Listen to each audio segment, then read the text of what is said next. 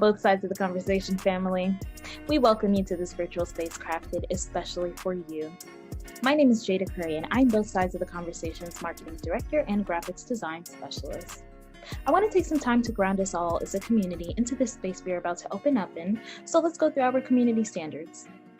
Both sides of the conversation is providing a safe and honest space for open conversation, so we ask that you all be respectful of that. We also ask that you be respectful of each panelist, host, and participant. We do encourage healthy debates and conversations. Don't personalize anything with anyone. This includes name-calling, bullying, trolling, or shaming. This will not be allowed or tolerated. Your perspective is yours. It is not a prescription. You do not have to agree, but show respect. These community standards apply to all of our live shows and any virtual spaces that we hold on social media, including YouTube, Facebook, Twitter, or Instagram. We want to make sure that we are caring for each other as a community. This is our priority in all of our endeavors as both sides of the conversation. With that being said, I hope you enjoyed today's show and continue to stay in touch with us via YouTube, Facebook, Twitter, Instagram, or all of them. All right, thank you for listening and see you soon.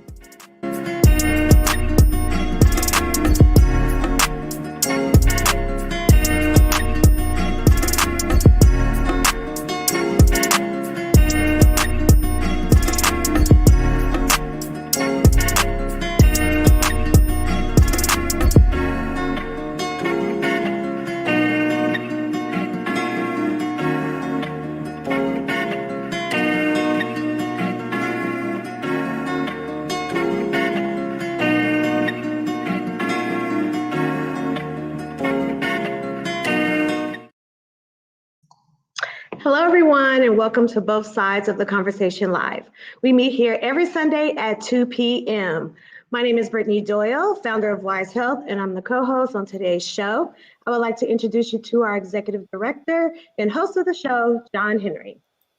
Welcome, everybody, to Both Sides of the Conversation. Excited to be here this Sunday. I know community didn't see me all week because I've been running, and Brittany did a phenomenal job this Thursday with her interview when we was talking about COVID with Dr. Noah. So just want to say thank you, Brittany, for holding it down while we were out in the community doing our community work with the Invest Black.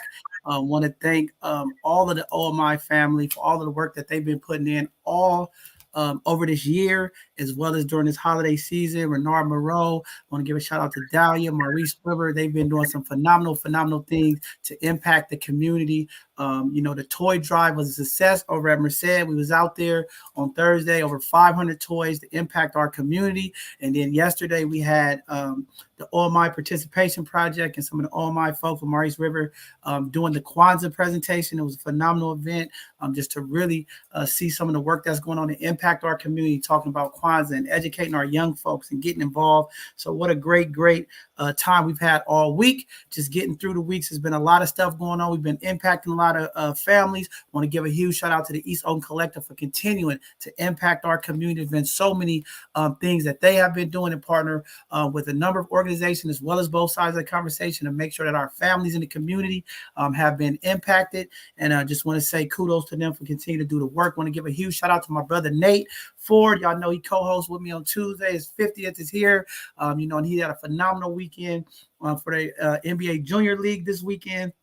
So a number of events that just been taking place across the city and across the Bay Area to really impact our community. Want to give a huge shout out to Serena Jones for the Jingle All the Way event that took place yesterday. Well, Mac Mall and a bunch of local Bay Area rappers, sponsors, vendors was out there.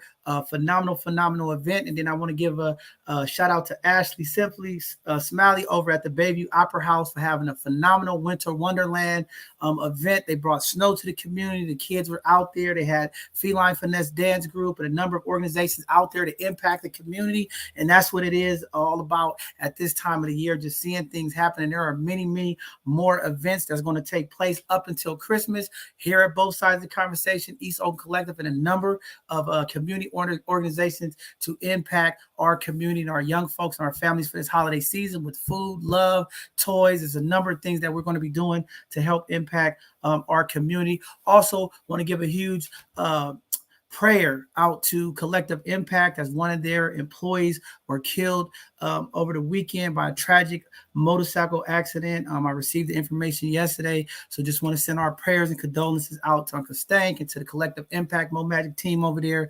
Anytime you lose someone that works with you every day to something tragic like that, it's just sad to see it. We all are thankful to be able to wake up and have another day here. As we know, this year and last year we have endured with so much loss, so much pain in our community, not only for COVID, but just things that's been taking place in our community. So just wanted to put that out there. And, to that family, we just want to let them know that we have them in our prayers, and we're going to continue to support it any way we can here at both sides of the conversation.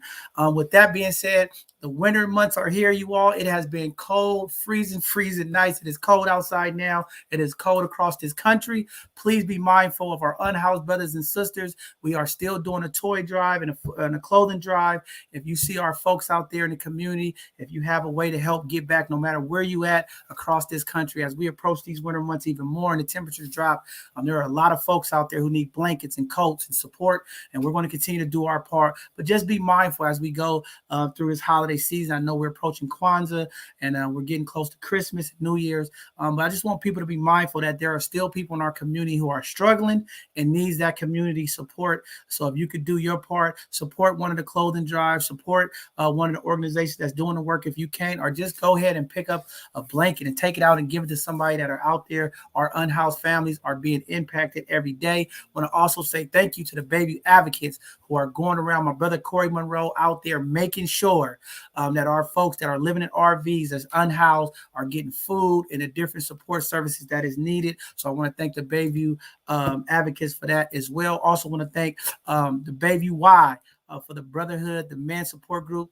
that happened. We went out last Thursday and just was out with the fellas, and it's just nice to see the Y doing their part to make sure that the Black males in the community has a way to have support and engage and going out and experiencing time together with some of the fathers. So just great events taking place, and there are many more to come. But with that being said, we're going to jump into our announcements, and then we're going to start moving along and get into today's show. With that being said, I don't know if you all know, in San Francisco, Mayor London Breed had declared a state emergency for the Tenderloin. As you all know, the drug abuse and the drug use and the deaths of fentanyl in our communities has been way too much. And, Mayor Breed had went on ahead and put out there that she was going to have a emergency in place to go ahead and get some of the folks off the streets that are using substance abuse. As you know, it's been rampant during COVID, and I'm not sure why the increase, but the drug overdose in our city has been way too much. And during COVID, it just seems to be even more. So there's a number of things that they're going to be doing. A lot of policing is part of it. I know a lot of people have their issues with that. But again, the drug abuse and the drug use in our city, not only in this city, but all cities across the Bay Area and beyond, have been just ridiculous. And we have to do something about it. So we'll see how it all goes. We'll keep everybody updated. But we'll see what it looks like and how the impact is really happening as we continue to walk through the streets of San Francisco and some of our other Bay Area communities. Also, a former NFL wide receiver, Demaryius Thomas, I don't know if people know him, he's very popular football. He died at the age of 33, and it was a seizure disorder. As you all know, a seizure disorder has been impacting Black males in our community for a long time. This is something that we need to talk about, and I think we're going to get there as we continue to approach this new year, 2021. We are making a commitment to talk about Black and brown health in our community, and these type of conversations we're going to be attacking when we talk about sickle cell, high blood pressure, and some of the other health concerns, depression, anxiety, mental health that is impacting our Black and brown communities. We are looking forward. We're going to be doing some stuff with Rafiki Coalition and Wellness, UCSF, Wise Health, Roots, number of ways that we're going to try to find to get our healthcare professionals to impact our community with these conversations and bring the resources to our people. So more stuff to come in. CTE is a big topic for football players and athletes. When we talk about brain health, we have some stuff we're going to be doing with UCSF when we talk about neuroscience, we talk about aging, a lot of stuff that we're going to start bringing to our community here with this platform, and a lot of COVID outreach. As you all know, this new variant is spreading fast and is very deadly. So we're going to continue to educate our community about COVID through the new year and try to make sure our folks understand what's going on and making sure that they're doing the right things to protect themselves as well as community and their families. With that being said, we're going to jump into the community announcements. The 3rd annual Fillmore Christmas tree and toy giveaway is happening. Our lovely Mayor Breed is going to be out there, Matt Barnes, and some other folks are going to be out there. That's December the 20th from 2 to 4 at the Fillmore Mini Park. So if you get a chance to go out there, if you're looking for a tree or some toys, they're going to have some stuff happening over there as well. What's happening right now, the Shug Christmas to Remember is happening. They are out there at Cafe Envy right now celebrating. They got live music, some vendors out there, food. They're doing a silent auction. That's happening right now. I'm at Cafe Envy, and looking forward to that as well.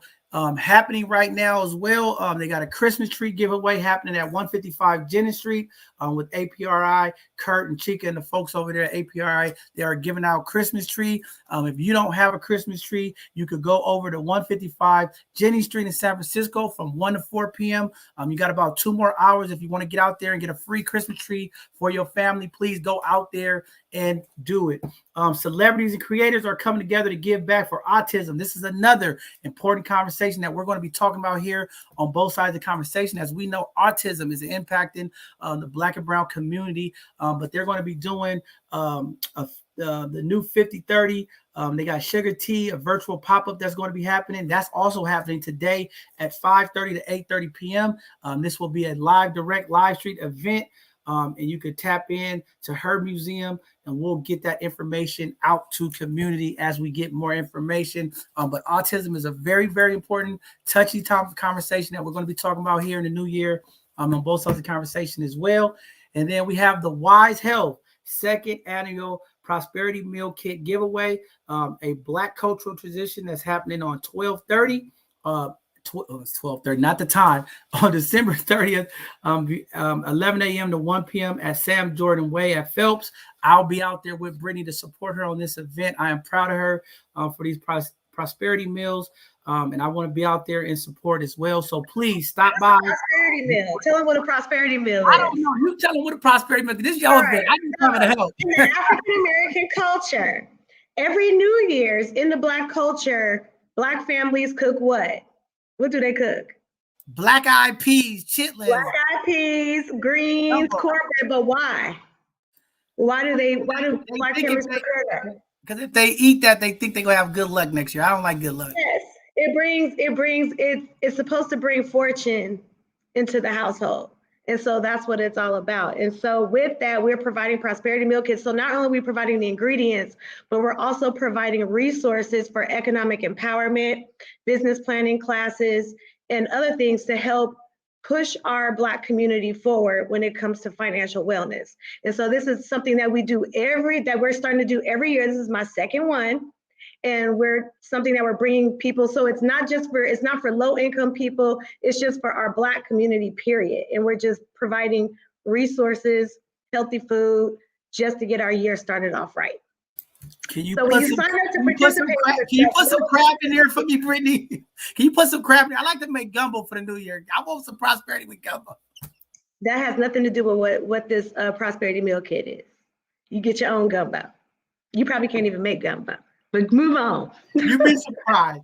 All right. Thank you, Brittany. Brittany and Wise Health is doing some phenomenal things to educate, bring awareness to our community. And we're looking in the future to do some phenomenal things together as well. So Brittany is really a pillar in our community when we talk about Black health, as well as Rafiki Coalition. There's a number of things that we're going to be doing. So thank you, Brittany, again, for all of what you do for our community. And we appreciate you. So 12:30, folks, come out and get some black eyed peas or whatever we're going to have in there in that box, and we'll get it out to the community. With that being said, support to both sides of the conversation. If you would like to support us, you can also use our Amazon Smile, our Amazon charity. You can use this as one of the charitable events every time you shop on Amazon without an extra charge to you, and you can put some of that money back to help support both sides of the conversation and the work that we're doing for the community, as well as our Giving Tuesday. Our information is on our website, as well as our newsletters. You can find out how to support, donate to help the work that we're doing to impact our community. So we are looking forward to that. With that being said, just to give everybody an update, this is our last Sunday conversation for the end of the year. We want to thank Rafiki Coalition for the last 2 weeks. Ask Your Black Doctor conversation with COVID and just asking our doctors different questions. But we are wrapping up the year for our Sunday conversations. We're going to be getting ready to kick back off after the New Year's. But again, they're going to be coming on again 2 times in January and 2 times a month for the rest of the year with Rafiki Coalition. And we're going to be talking all things Black and brown health. So we are looking forward to that. We have a number of phenomenal conversations that we're going to have to impact our Black and brown community as we step into the new year. We want to talk about financial literacy, financial stability, economical empowerment in our community, as well as health, some of the top 2 things that are impacting our community, and just looking at putting out a lot of more resources and information to the community. With that being said, I'm going to close my mouth now. I have said enough. I'm going to turn it back over to Brittany so she can go through some of today's information and then bring up today's guest. Thank you all for being patient with me today. Thank you. Thank you. So we have a great show for you all today.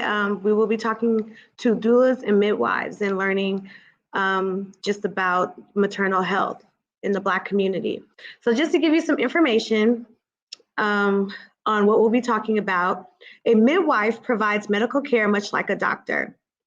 Many midwives also offer emotional support, information, and physical comfort during pregnancy and birth, but her priority will always be the physical health and safety of the mother and child. Doulas provide physical, emotional, and relational support to women undergoing significant health experiences and are most commonly used in the context of pregnancy and birthing. But doulas provide care at the beginning of life and at the end of life, because there are such things as death doulas as well. So when we talk about the problem, studies show that women of color and low-income women are several times more likely to suffer from postpartum depression, yet less likely to receive treatment. Experts cite financial barriers to treatment options and stigma of seeking treatment as core reasons for the increase in pregnancy-related mental health issues among women of color. Advocates say that many Black women particularly struggle in silence and are less likely to get treatment because of a distrust in health systems. The pregnancy-related mortality rates remain disproportionately high among Black women, leading new parents to fear hospitals and opening up to physicians while in care. It's been shown that doulas who work with Black pregnant women and low-income women have helped mitigate the negative effects of social determinants of health, especially when it comes to racism and classism.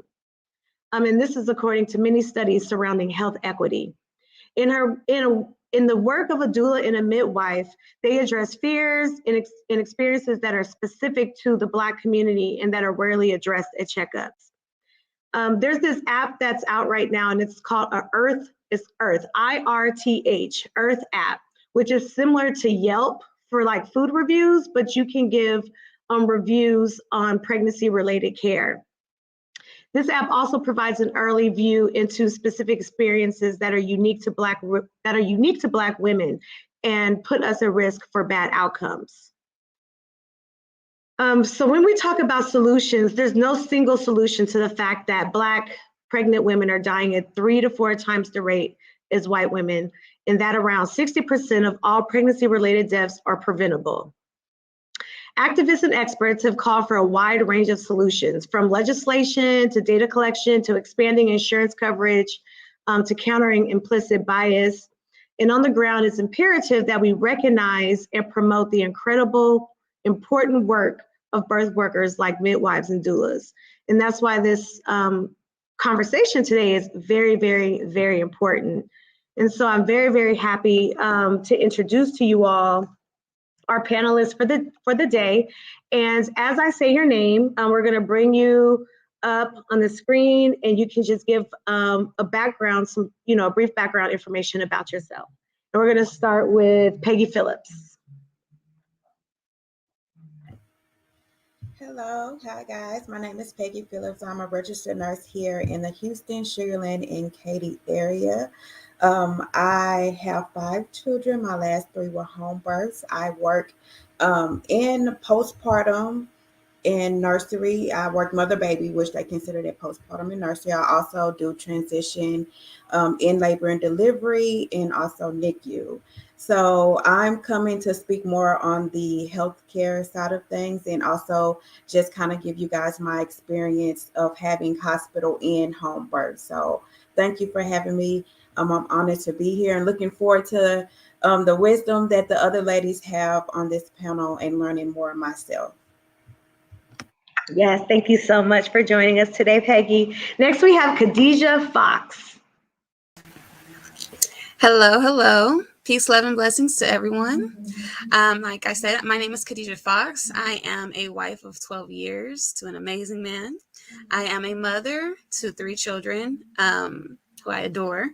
I breastfed all 3 of them. I recently went into the birth worker community in about 2018 or 19, more specifically. And I just was really encouraged to go into the field as I started to learn more about the disparities of our women specifically.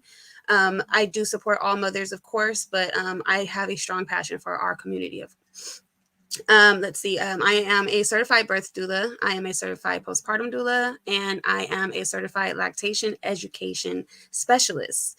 So I'm very excited myself to be here to learn from everyone. I am more on the new, more here in the new to the birth world, but I'm very passionate about it. My aspiration as well is to become a midwife soon. I'm hoping within the next 3 years or so. So yeah, I'm just here to learn and to give my piece and see how this goes. Thank you. Thank you. And last, we have Marna Armstead. Hey, y'all, can you hear me? Good. Okay. I'm Marna Armstead. I am, this conversation is happening kind of in San Francisco. So I'm a San Francisco native. I'm on Remetish Ohlone territory. I am a mom. I am a doula. I'm a co-founder of an organization that provides doula services to Black, Latinx, and Native Hawaiian Pacific Islander women in San Francisco. I'm really excited to do that. I'm also a business owner and a second generation entrepreneur. So I run and operate. I've done this for over 20 years. I run and operate several businesses. I have an extensive career in print and graphic design. And so that work translated into me being able to run the organization that I was able to co-found. So I'm excited to be a part of this conversation. Again, I've always been excited about birth work and pregnant folks since as far as I can remember, even as a small child. And it's just been crazy to see where my life is at this point. And I'm excited to share and be a part of this conversation and share and learn from everyone here, from these wonderful women that are on the panel with me. So thank you so much. Wow, thank you very much, all of you all, for coming today. I am excited to learn more because I don't have a clue, but I'm here to learn as well and, help some of the fellas in the community that are going through that childbirth and going through some of that to help their families also make those great decisions on doulas and midwives. But with that being said, I want to go ahead and open up today's conversation and get started. One, I just want to go, if you all could give a little bit of a background of how the doulas and midwives started and took place, and then what is the primary difference between the two to kind of start off the conversation. Y'all could go any way. Anybody could jump in and start, but I want to hear from everybody. I could start. I would say midwives, again, they are medical providers. So doulas are not medical providers. We do not diagnose, treat, cure. We don't do exams. We don't put our hands up inside of anything, anywhere, at any time. I think that's just a real simple way to say it. We are a caretaker, and the midwife is a provider. So they are making sure mom and baby are healthy, that they're safe, that the birth happens the way it's supposed to, or they're able to identify, perhaps if they're at a home birth, if someone needs to transfer to a hospital, if there's an emergency happening. That's I think a quick one. I'm not sure if you said are you a midwife as well? If someone else is a midwife, pop in. But also, I think it's really exciting to know that I learned as I was working as a doula that midwives are not just for when you're pregnant. So our community that's sometimes averse to the medical institution and westernized medicine in their women, you could see midwives for your well woman care. So I think that that's really important to say that, because midwives, even I thought midwives were just for pregnancy. So that's really exciting, because a lot of people do not want to go to medical providers. They don't want to go to hospitals. So doulas, we provide the care.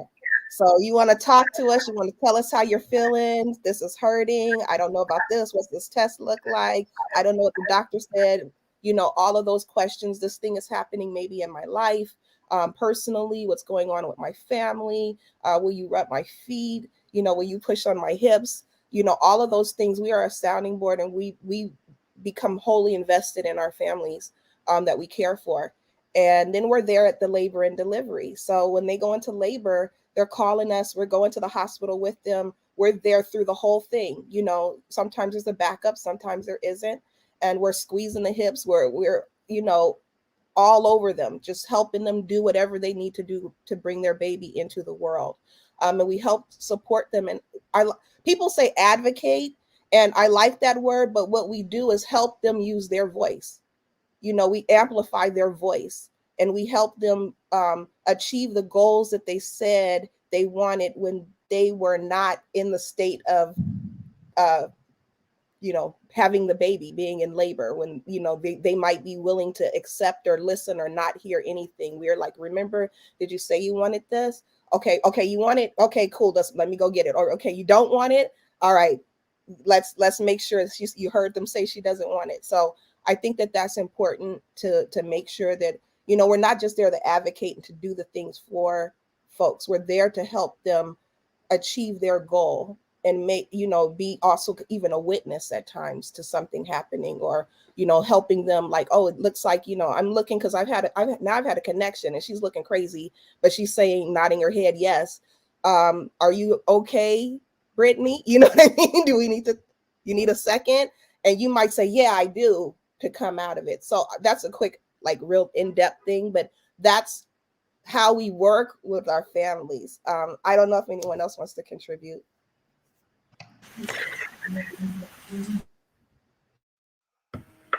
I mean, I couldn't have said it better myself, to be honest.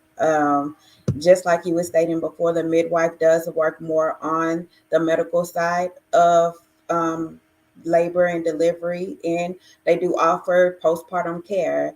The doulas do offer that emotional support, and they also are really, really great resources in showing you those different techniques that you can perform during your labor process to help ease that pain, to keep you focused on, like she said, your goal at hand with having your baby in that natural way. So the awesome way of explaining it. Yeah. One thing that we like to say, well, to break it down specifically, there's about 4 different facets that doulas focus on, and that would be your physical support. So that's what everyone is speaking about, how we can help you get through pain management and things like that. We also support you with information. So when we're going through doula schooling and things like that, we actually have to learn the process of what's happening to your body as what the doctors know. So if the doctor is explaining something to you that you don't understand, this is where we come in to break it down for you in a way that we know you can understand it. We also are there for emotional support. So there's kind of this like wall between doctors and their patients a lot, because there's so many patients that they have. So for us, we're so one-on-one with them that emotionally it's almost kind of like we can just sense what you're going through without you even speaking on it. You know, the other thing that we also do is we support the partners. So a lot of dads kind of go into the situation thinking that this doula is about to, you know, take over for me. I don't got to do nothing now. You know, like they kind of, some dads or some just kind of get insecure and feel like, well, you know, I'm not needed anymore. But doulas are also there to support that dad, to let them know that their role in that room is just as important as the mother's.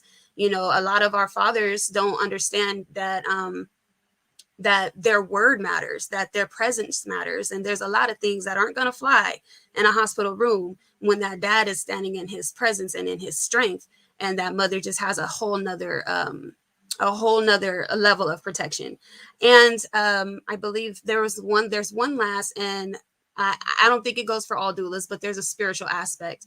And, you know, there's something very important. And this is just kind of how I work in my practice, is about aligning the mind, body, and spirit. When you're becoming a mother, there's a whole different shift that you go through. You're now rebirthing yourself. So there's a whole lot of things. And I'm sorry, I'm kind of going on. I'll go back again about, you know, kind of what it is that I believe, but you are definitely creating a new version of yourself. So there's things that you don't want to take into that motherhood experience with you that, you know, could deter you from being the best that you can be. So I'll stop there, but I just kind of wanted to add that. That was really good. What kind of training is required to become a doula or a midwife? So technically, legally at this point, there is no absolute necessary need for you to be certified. Doulas are literally, the term doula literally means a woman who serves.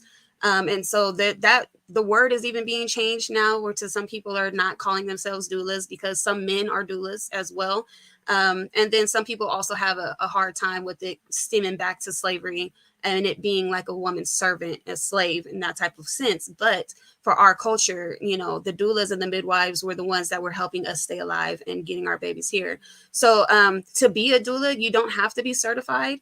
You just need to know what you need to know. So all of those facets that I just explained, you need to know the information so that you can effectively support them. Now, things are changing because doulas are now getting being able to be certified through Medi-Cal. So once we know, you know, the hires are starting to get involved, they want to see your paperwork, they want to see things like that, and it's a money thing as well. So you're going to have to start going to schools and getting that information. So I would say on the safe side, look into different schools online. Kind of, you know, COVID kind of was a blessing in a way because there's so many online sources now. So you can just sit in classes for hours to 2 hours a day and learn what you need to learn, take your tests and get certified and you're set. So that's from what I know. Yeah. Did anybody else have anything? Well, I guess you answered all of that. Now, I know that when I think of, and, you know, when I hear doula and midwife, I automatically think at-home birth. So even though that's not what it's all about, but that's just like the first thing that comes to mind. So can we talk a little bit about at-home birth? What is the tone in our community right now when we talk about at-home birth, and why is it important? I could talk. I think it's important to note that it's not until probably the 30s, 20s. I don't know for sure, but until the 1900s did we majority begin giving birth in hospitals. Prior to that, since the beginning of time, people were giving birth at home or in places where people were birthing at. So like community birthing, if I was going to say a hut or whatever they were doing way back in the day. So I want to bring that in because it's not like this is a new thing. There was always someone helping someone else have their baby to support them. So doula work, that serving role has been from the beginning of time. It's indicated in the Bible. It's indicated in, you know, things way back in history. So you go all the way there. So that is actually the most natural and traditional way to have a baby, is to be around your family, to be around the people that are supportive of your process and have your baby around in love. It's not until we got into the hospitals, to the medical systems, where folks wanted to, you know, she said the higher ups, they started to see, oh, there's money in this, there's this opportunity. We got white men involved, and now it's got to be clean, it's got to be sterile.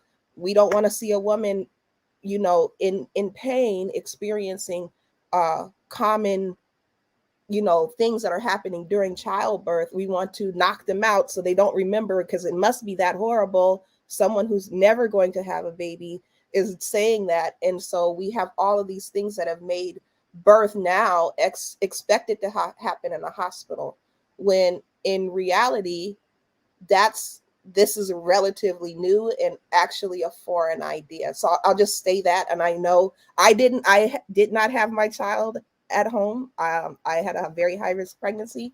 But for those of you guys that had your babies at home, it would be great to speak about that.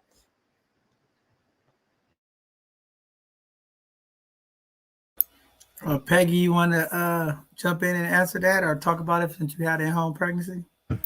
Yes. So, my experience with having a home birth for my family, it was more spiritual. When I found out that I was pregnant with my third child, which was my first pregnancy that I experienced a home birth with, um, our spiritual views had shifted in our home a lot. So I knew I wanted to have more control over my care, that I wanted to avoid unnecessary medical interventions. I wanted to be in a comfortable environment where my kids and my husband could be involved in the care and delivery of our baby. And I didn't want to be separated from my baby after I delivered. Um, I wanted to experience a safe and relaxing um, delivery. And I knew connecting with the midwife and having a home birth was my way of going about to do that. Because when I decided, like, I was kind of on the fence, to be honest. Let me be honest. I was on the fence the first time I went. I did have to go through a couple of midwives just to see who I was comfortable with before I finally made a decision. But going to my OB's office is actually what pushed me into deciding I'm going to go with a home birth. Because once you come into a healthcare facility or entity or corporation, a business corporation, and you're saying, hey, okay, I have a plan. This is what I want to do. It's a lot of pushback. I received a lot of pushback from my OB. Like, if I said this is what I wanted, it was no this. Okay, well, if I can't do this, can I do this? No this. So they just want you to fall in line with exactly what they want, what they say. And that just did not sit right with me spiritually or my husband. Going to a midwife and experiencing that was the best decision I ever made. My last pregnancy, which was my fifth baby, we had at home, and my husband actually delivered our baby. So with the midwife there to help and support that. So that was an awesome experience for us that we would never experienced in a hospital. So that was my take on that. So how does someone select a midwife or a doula? How do you go about like selecting one? Because I heard you, Peggy, you just said that you had to go through a couple of them until you found that right one. But what are the steps to take to get to the first one? So again, for me, it was a conversation between me and my husband.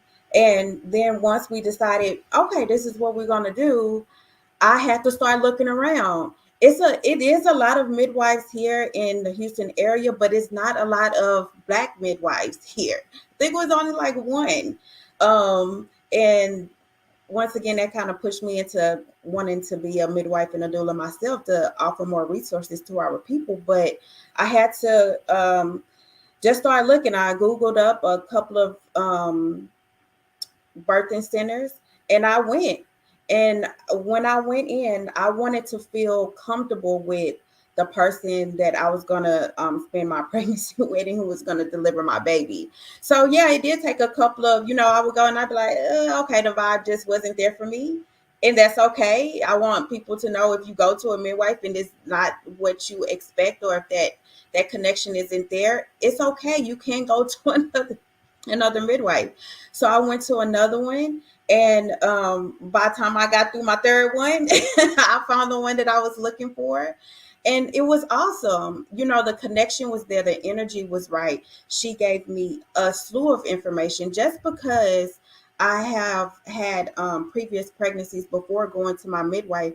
I did not go in saying, I know what's going on. I know what I need to do. Even though I am in the healthcare field and I work in postpartum and nursery, I didn't, because my first two pregnancies that I had in a hospital, they were inductions. I was young. I was about 20, 21. I didn't have any issues with my pregnancies, and I got induced at 37 weeks. If I would have known then what I know now, that would have never happened. But a lot of doctors, which again, like I said, on my side of the field, the healthcare side, they do push inductions and they push C-sections, especially around the holiday time. We know, okay, we about to get a lot of C-sections coming up in here. Everybody get ready. You will go in and it's like all your rooms are practically C-sections because they're cutting these moms so they can be at home with their families, you know. So once I found a midwife that was like, okay, tell me what you want. And I told her what I wanted, and it wasn't pushback. And she was willing to educate me. She was willing to support me. I knew this is what I needed to do. This is where I needed to be at. But it's just going. It's just that process of taking those steps to go and see who's right, who fits you, and just taking those steps to get educated behind that.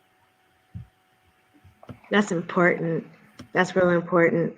At the beginning, when I was running down the background and the information on, maternal health, I spoke about like medical disparities that take place among Black women.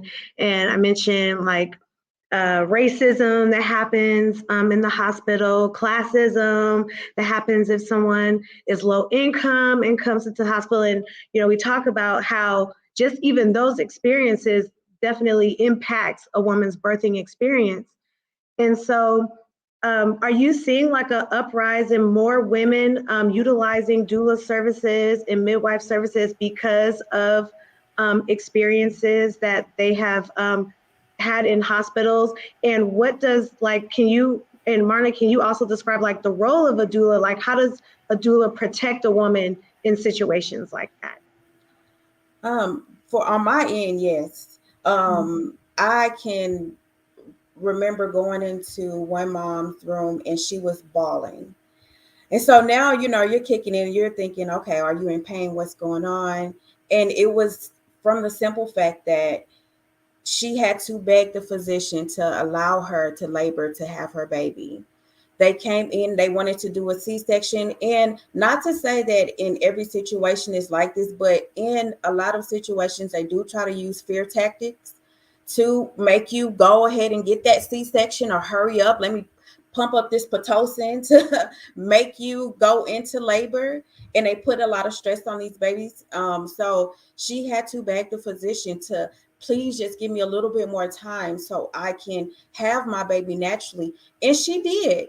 And that baby was healthy. If he would have just gave her a little bit more time and had a little bit more compassion and not try to force a C-section and force those fear tactics on her, then she could have had a more comfortable delivery than what she had. And that puts just like that trauma experience in when they get pregnant again, they like, I don't even want to go through this. I don't want to do that. So they do start to look for more natural resources. So again, on my end, even when we talk about the Black women receiving care, I have gone in and had a mom that, let's say she did have a C-section, a Black brown mom that had a C-section. You will go and you will look at their medical chart for the medications that's available to them, and it's very few options.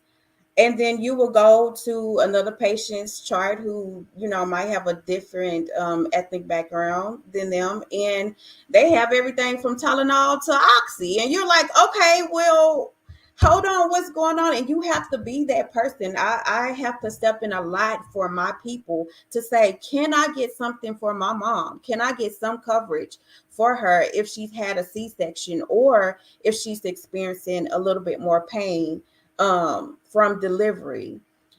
So they are in, even kind of going forth, I am noticing a lot of moms are more leaning towards breastfeeding their babies. They are leaning more towards refusing those narcotics for pain control. I try to offer as many alternative ways that I can to my moms to control their pain before we get to the narcotics, if they wish to have something before that, but the reality of the situation is that a lot of people try to say that Black women are uneducated, we lack resources, we lack prenatal care. And to be honest, it's a lack of compassion and care for us within the healthcare system. And I do think that if we kind of speak out more and just, becoming, I'm speaking for myself, becoming a doula and starting my process to become a midwife, I can provide that education to the women within my community, to give them a resource to come to so they won't have to experience those things. But around me, a lot of women are looking more for that natural way. It's increasing a lot.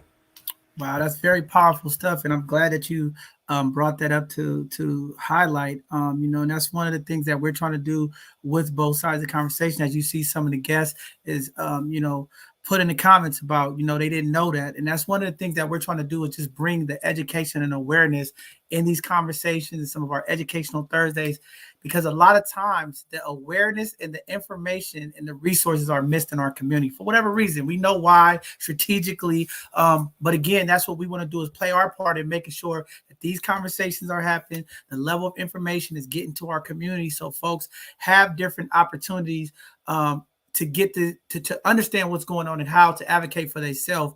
But I want to jump back a little bit because I heard a couple of things that I thought was interesting when you talked about there's more people going into the hospital for these services instead of doing it at home. But for both sides of the conversation, I always got to have the other side. It seems like in the older days, as we went through labor and delivery, the stories of the pain and what the families and the mothers had to go through also kept some of our young people from being active and, having babies. But now, since we do have this speeded up process, and I'm glad you brought that up because I didn't even know that these doctors are, sometimes these institutions are always pushing, especially at these different times of the year, to have these C-sections and anything. And I really wanted to just ask, how much of that impact are you seeing, or you understand from people being rushed to C-section versus, the home births, with some of the things that take place. When we talk about autism, we talk about some of the things, because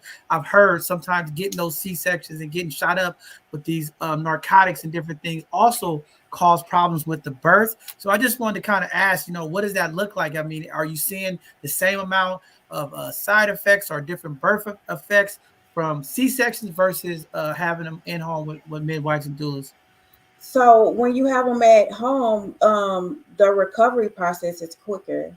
It was what I'm noticing. It's safer and it's quicker. Whenever you're in the hospital, because they are doing so many interventions that are unnecessary, you start to see a lot of babies born with respiratory issues. A lot of these babies are being sent to NICU. They're having a lot of respiratory issues from the C-sections. That's a big thing, especially with the C-section. That's one of the main things that we have to look out for with those babies that are delivered by C-sections, because they tend to have a lot of respiratory issues. The healing time for mom, it takes way longer for mom in healing, even with some of these vaginal deliveries. See, the thing is, speaking from my experience, when I was with my midwife and I was having my baby, she would help support me to where I wouldn't tear. Or she would say, okay, do this beforehand, so whenever we go into labor, it'll be easier on you, so you won't tear. We have these doctors straight cutting, which they call an episiotomy. They would straight cut, or you will come away with a laceration. I've taken care of moms. They go by different degrees, first degree to about third or fourth degree, and it's painful and it takes way longer to heal, opposed to when you're at home and you're within the birthing center, and they provide support that you need, the support that you need, so you won't tear. So you don't have to worry about getting stitches after, because I had to have stitches after having my first baby.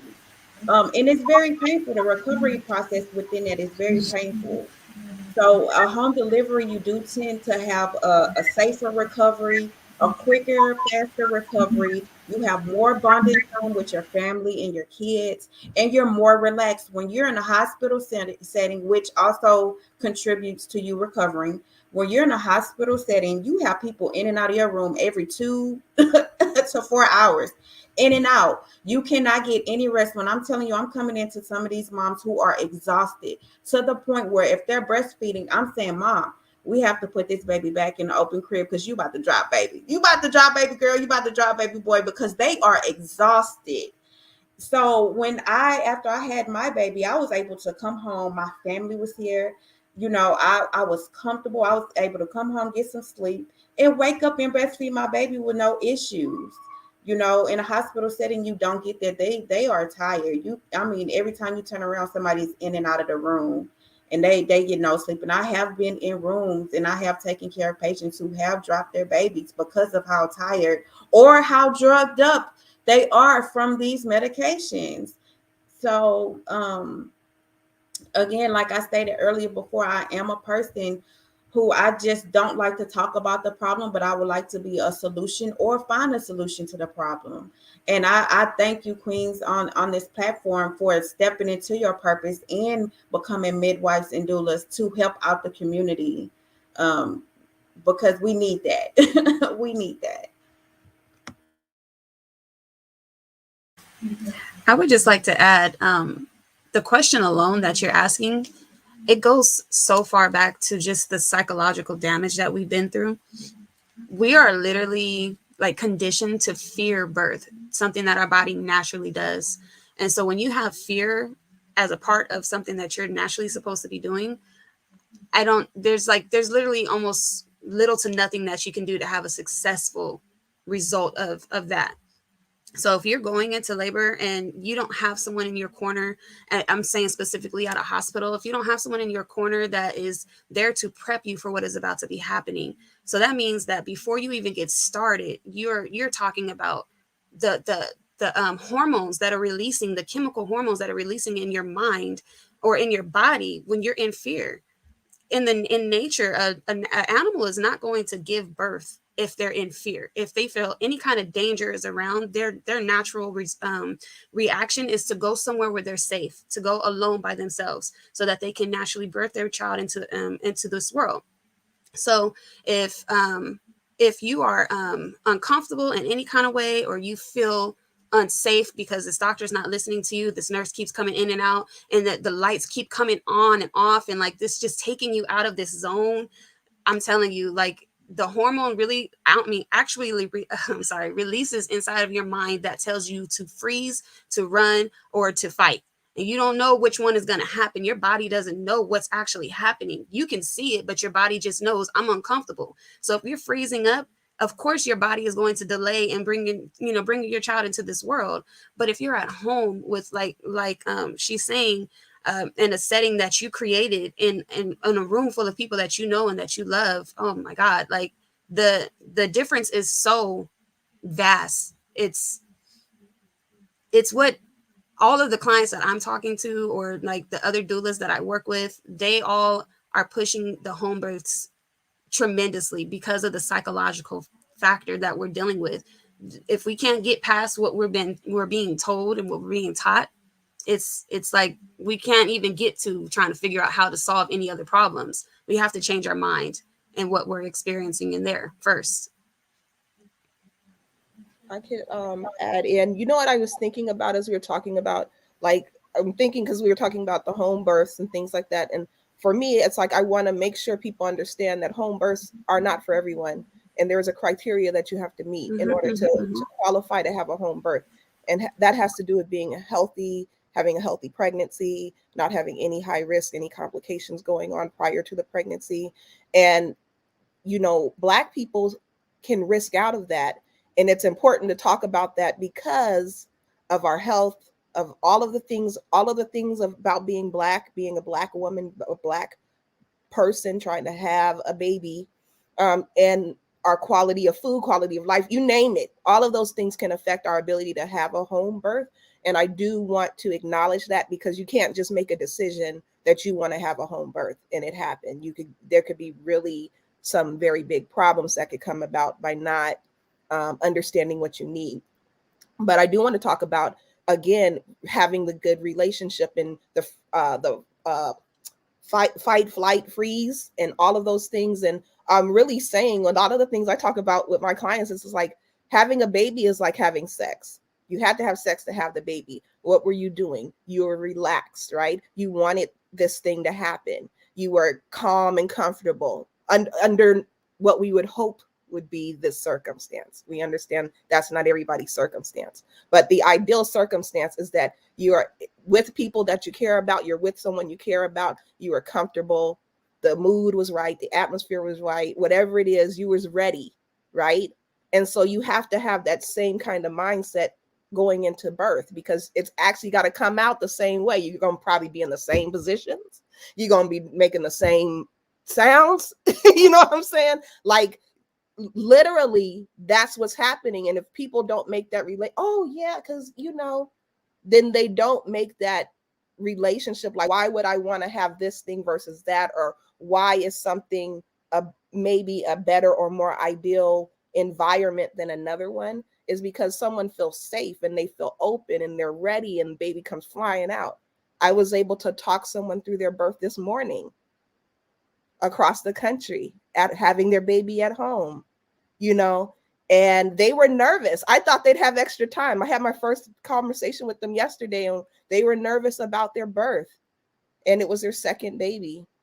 And, they had a home birth the first time, but this time they had a little bit different situation. They were more nervous. Still didn't call a doula. I don't know why they waited till the last minute to call me. I front loaded a bunch of information in, talked with them this morning, and had the baby in, goodness, 6 hours. Right. Mm-hmm. And that's the power of being, in control, understanding things, being talked through your areas of concern, being encouraged, thinking through, providing solutions. What can you do if this happens? What do you want to do if that happens? How about this? What's your plan afterwards? Who's going to support you? And making them think through that, because those are the things that you need. And so I also want to say about hospital birth is that for some people, they don't know and they don't care. And there is definitely a place for hospital birth. There's definitely a place for C-sections. I don't want to, act like we're, at least me, I don't want to act like I'm being disparaging to the medical profession, because when someone is in serious trouble, when they really do need the baby cut out of them, when they really do need the stuff, hospital is ready. That's what an OB actually is. It is a gynecological surgeon. That's what they do. It's not just, about your woman parts. It's a hospital, a medical profession that is a surgeon. And so when you think about that and think about the mindset that they're coming in, they're ready to cut you if they have to. You know what I mean? And because that's what they studied. And if it, so you just have to think about those things and also put them into perspective. Like, if you need that medical intervention, hospitals are there for you, doctors are there for you. But guess what? Most folks don't need it. Most folks don't need the hospital intervention. And I just want to speak up about that, because I had every high risk. I had it. I needed to be in a hospital. You know what I mean? And that isn't the case for everyone else. So I'll just say that. Thanks. No, I agree. Just because I was there with my family member to offer support for her, because she did have chronic hypertension, which led into other issues. Even when I went, and I know we'll probably get to that a little bit later, when I went to look for the midwife I wanted to know, okay, what is your background in this, that, and this? But she also had a criteria. If you had this going on, if you had this before, if you had this, then this is not the service for you. So it's very important that you are around midwives that are knowledgeable about certain illnesses and healthcare conditions that you may have. So I completely agree. Not every situation is like that, but like how I mentioned before, I was about 2021. I was 37 weeks. I had no medical issues, and I got induced. I went in for my doctor's appointment. I'm thinking like, hey, it's just going to be a regular routine vision. She was like, okay, when you want to go to the hospital, huh? Like I said, if I would have known then, and even when I was having with my midwife, with my home deliveries, we was reaching like, okay, let's try to get to that 39 weeks. Let's because you want your baby as developed as they can be. And I did not know that then. I did not know that back then. I wasn't a nurse or anything. It was my first baby. And I think for me, and maybe a lot of other people, we rely on these healthcare physicians' word like it's gold sometimes, and I think that was my mistake. I put all my trust in, my healthcare decisions into that physician. And I have options. That's the main thing that I learned along the way. You have options and you have rights. So, yes, I completely agree. Not every situation requires medical intervention. But it's very important to know which ones do. Yes. I want to ask you a question, Marna, because you talked about something I think that's very important to community folks out there. When we talk about educating our community and effort to advocate for themselves, what are some of the questions that we need to be asking, or our mothers should be asking, to make sure that they're not at medical risk because they might need the hospital? Because that's something that I think we don't really get the proper, even for Black male health, right? We go to the doctor, but we don't really know what we really need to be checking for. So what are some of the things that a woman should be thinking about if she is going to choose to have an at-home birth or have a midwife and a doula? What type of testing should she go get from her physician or whatever, so that she can make sure that she's not at risk? Yeah, I mean, I think that most of the prenatal care, they're going to be doing standard stuff. They're going to be checking your weight, your blood pressure. They'll probably, maybe or maybe not, depending on where you're going. Sometimes they may have you do the urine strips, that they might be testing different things, right? That's typical and standard. I think it's important to pay attention to how your body is feeling.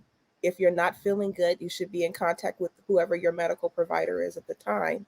But I think another thing that should happen is a lot of the times we're bombarded with information, whether it's from a medical professional or community, YouTube, TikTok, whatever you're getting it from. And I think the first thing is to, first of all, give yourself a moment to have time. Give yourself time. Like, the doctor said you have to do all this. Oh, that you're going to induce me. Well, time out. Why don't, take a breath, count to 10, think about what's happening. Because sometimes if you have someone, and this is a lot what doulas do, sometimes if someone walks you through something and says, well, did that make sense? Well, what did you think about that? Or how were you feeling when they said that? Or, walk you through that. And you might think well, in the end, did what the doctor says, does that make sense to you to do? Is that something you want to do? And they might say, yeah, I still want to do it. Or they might say, you know what, I don't know. Or no now. That doesn't make any sense now. And I think it's important to learn how to think through what's being told to you, and to make sure you're asking questions. And when you don't understand something, tell them that you don't understand it, and don't sit there and, perhaps feel like there's some shame in not understanding what they're saying. Just say, I don't get that. What was that? You said an acronym. What's an EKG? What does that mean? What does that do? What does BP mean? You know what I'm saying? They're just talking. They talk that language all day. You are not a doctor. You're not a medical professional. I don't know what that means. Can you please break that down? And really have them explain it, and then tell them that you need some time. And they have to honor that, because you are your own person. Once you go into a hospital, you maintain your autonomy. You can you can say no to anything. Even if you sign the paper, you can say no to it. If they're like, I want to give you an induction, and you're like, you know what? Absolutely not. Absolutely not. They might still push, but I think another thing for people to think about is to be prepared if they're going to have a no. I talk with my clients, be prepared if you're going to do something contrary to the system.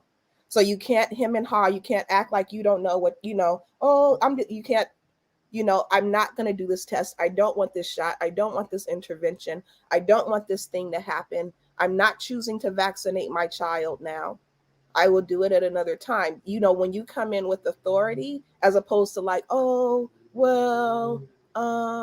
and that is not to shame or criticize people. That's just to say, when a doctor looks at that, they think that they have someone ignorant on their hands, someone who is uneducated or doesn't know.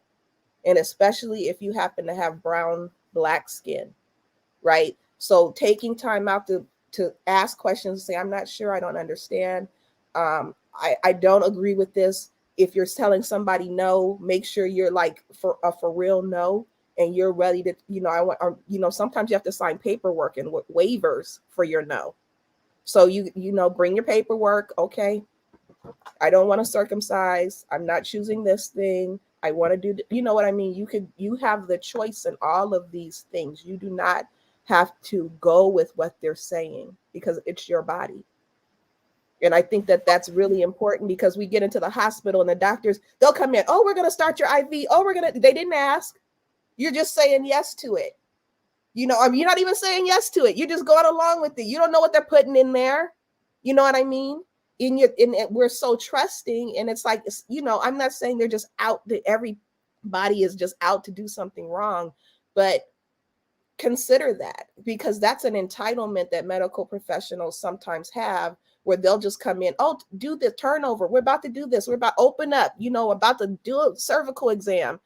And you're really uncomfortable with it. And you're going along with something you're uncomfortable with because you feel that you have no power. And there's a such thing as obstetric rape, where someone continues to put their hands in your vagina when you've told them no. You know what I mean? And it happens all the time. So you got to be, for sure about what you want and be ready to fight for it. And that's why doulas support that, because they're like, okay, what's the game plan? Okay, you say you don't want that. Well, they're going to ask, they're going to do this. So this is what we're going to do. When they say this, we're going to do that. And if they have a partner, we're going to be a team. Let's get our game plan together.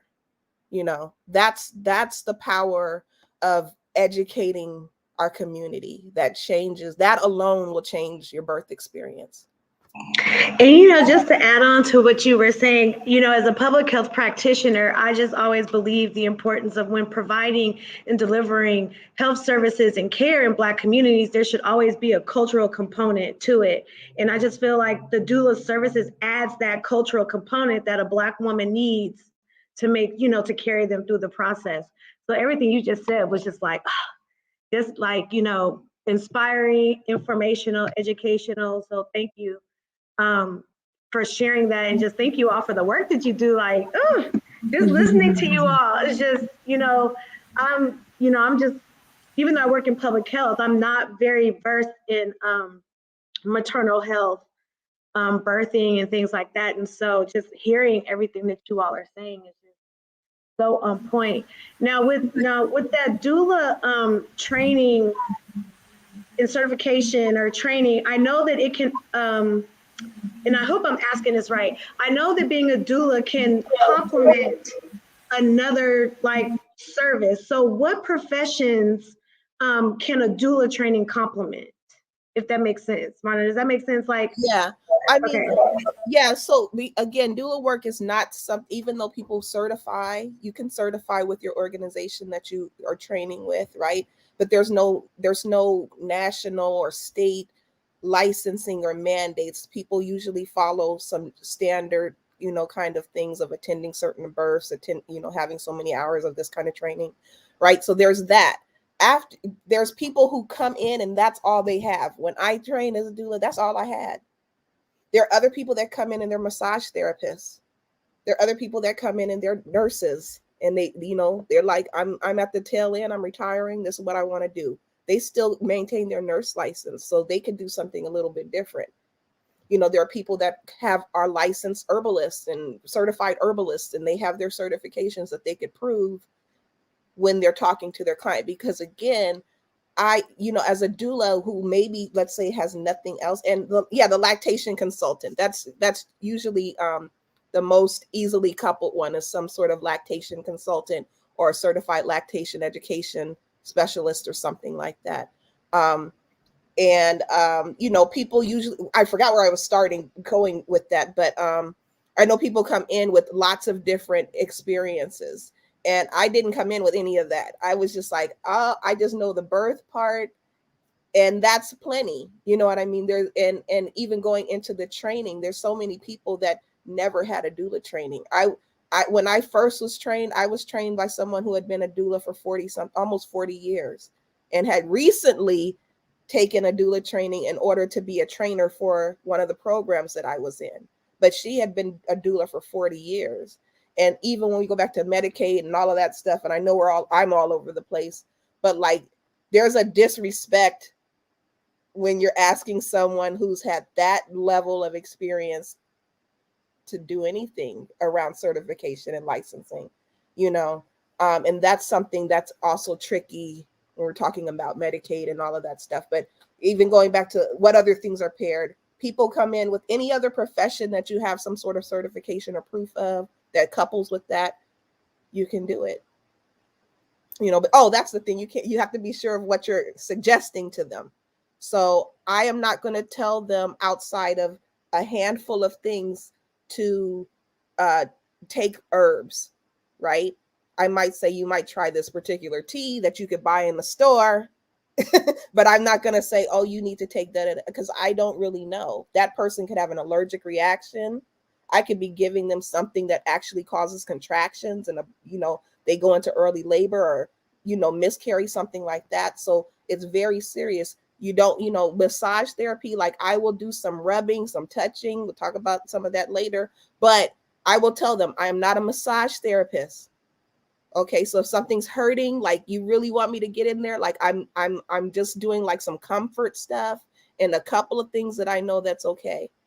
You know, because you don't want to get into a thing where you're trying to do some manipulation and you hurt and damage somebody's body.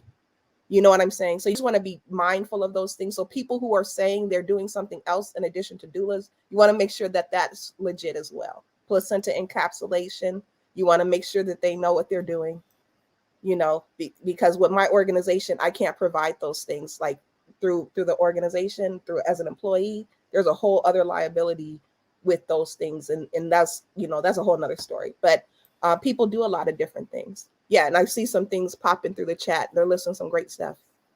Khadijah, go ahead, jump in. I saw you unmute earlier. Go ahead. I'm sorry. Yeah, no, it's okay. I was trying to add to something that Marna was saying about the asking the asking the right questions when you're being faced with different options in the hospital rooms with your physicians. If you have no other choice but to be in the hospitals, one thing we as doulas like to encourage our clients is to always use your brain. And that is an acronym. Yes, you guys know. So always use your brain, and brain stands for the benefits. So what are the benefits for this procedure that they want to give you? So ask that question. What are the risks that this procedure can have on you specifically? Because everybody is different. What are the other alternatives that you can use instead of that? So can I just wait an hour? Can I just chill? What is your intuition saying? That's our second brain. What is it telling you? Is this good for me? Okay. Now, what if you do nothing? What if you do nothing at all? Then I come back in an hour and I choose I want to do it or I don't want to do it. What's going to happen? And that physician should be able to answer all of those questions for you.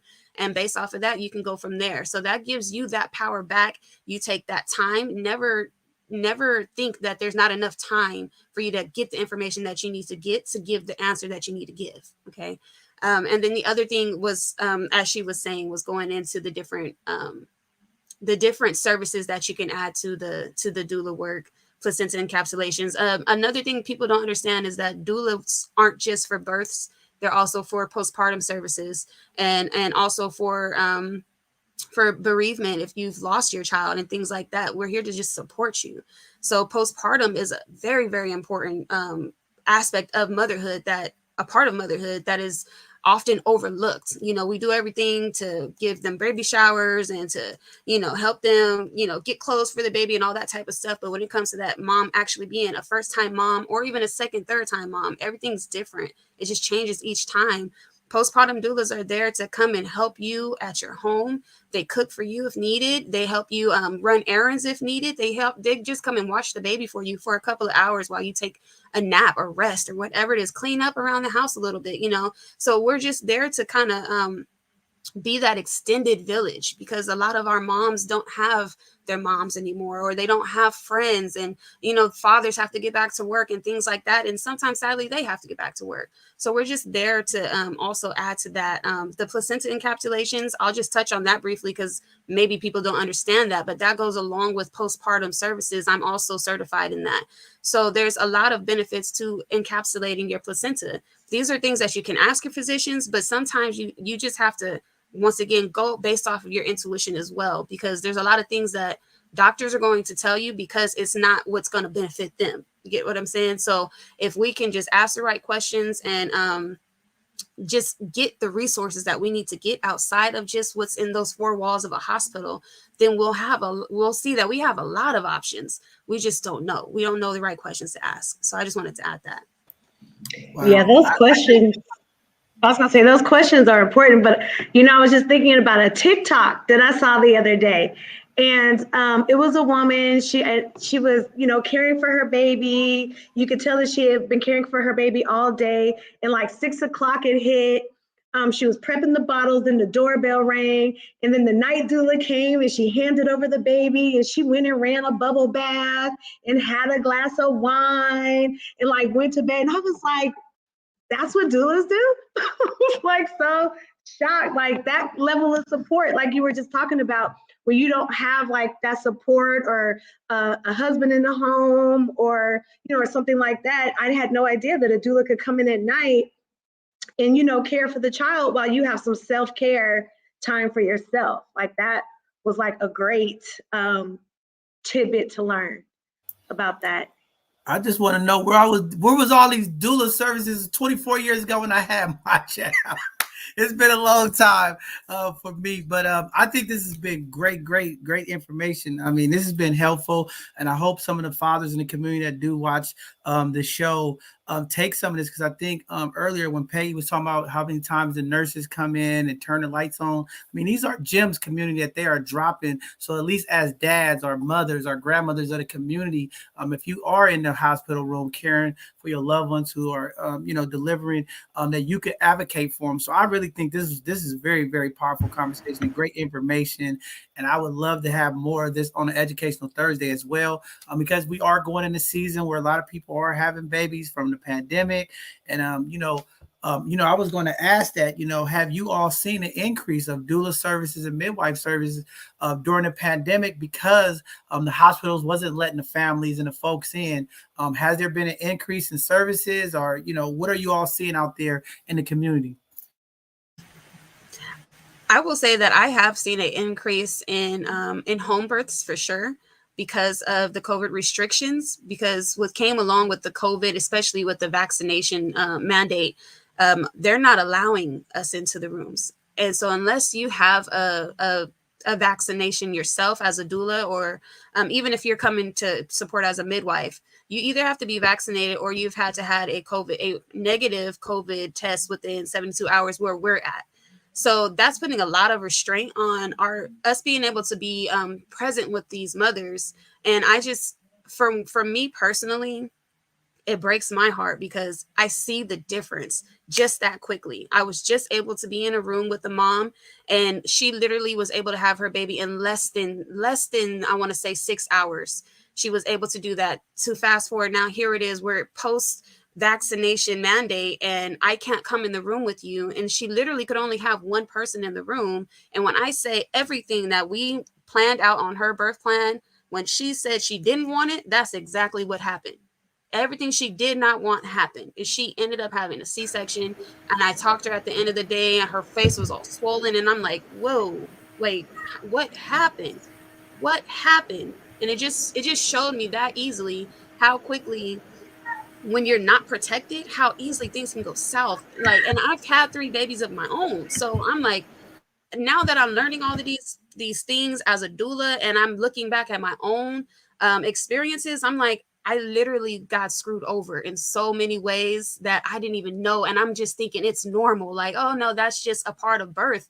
And it's not. And that's when we have to change that. We got to change the way we look at that. So as far as COVID goes, I'm hoping that we see an increase in virtual doulas. And that's where we're doing basically what we're doing here is just us being up on the computer screen so that we can see you, you can see us, and we can chime in and give you instructions. If you have a partner that's there with you, we can instruct them on what to do physically, because a lot of our hospitals aren't letting us in there.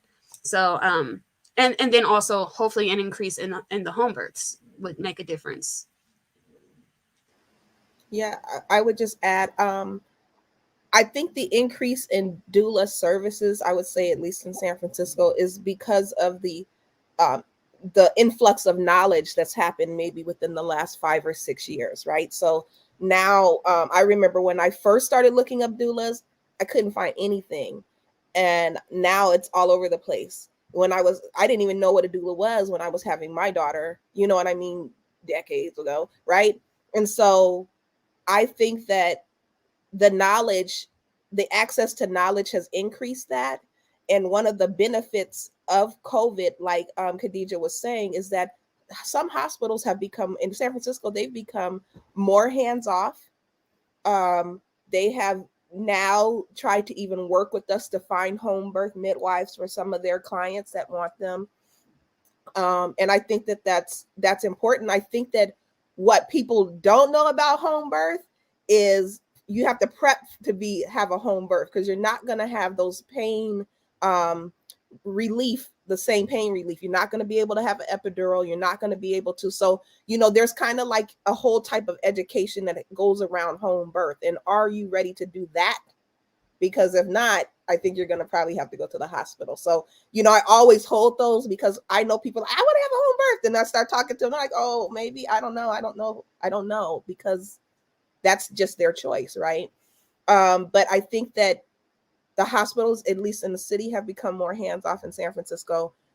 They've tried to work with us. In my organization, we actually have been able to advocate for certain things. Like we advocated for the hospitals to buy tablets so that the families don't have to use their cell phones. So that when when they don't have to be sitting there, maybe they don't have a cell phone. Maybe their cell phone's turned off, right? Maybe the reception in the hospital is bad, which happens at a lot of our hospitals, right?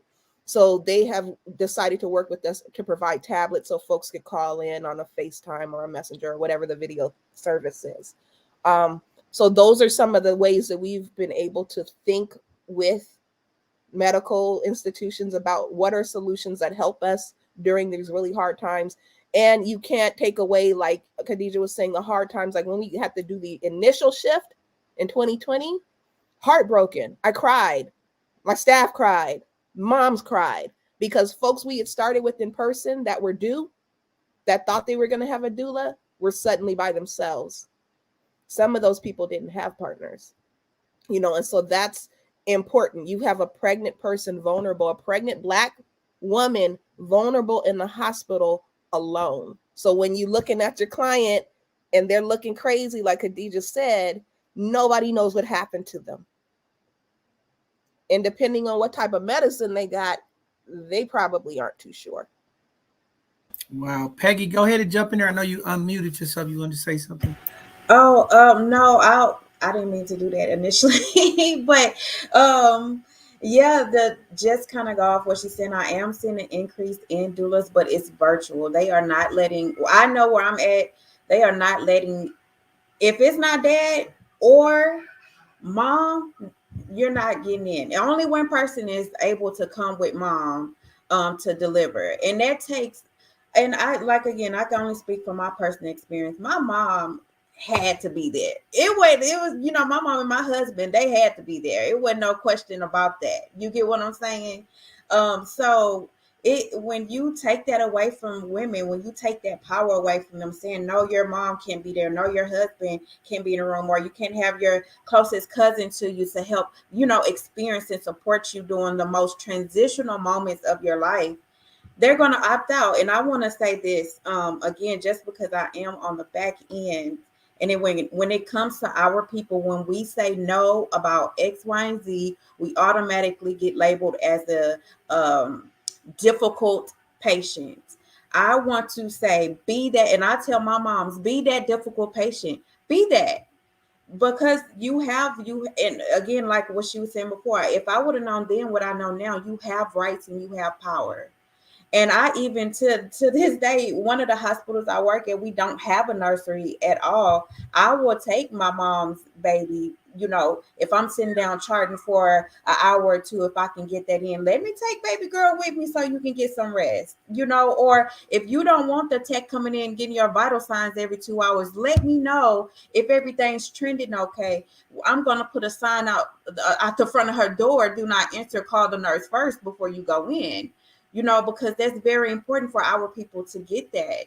And again, I just want our people to know that you have power and you have resources. You have that.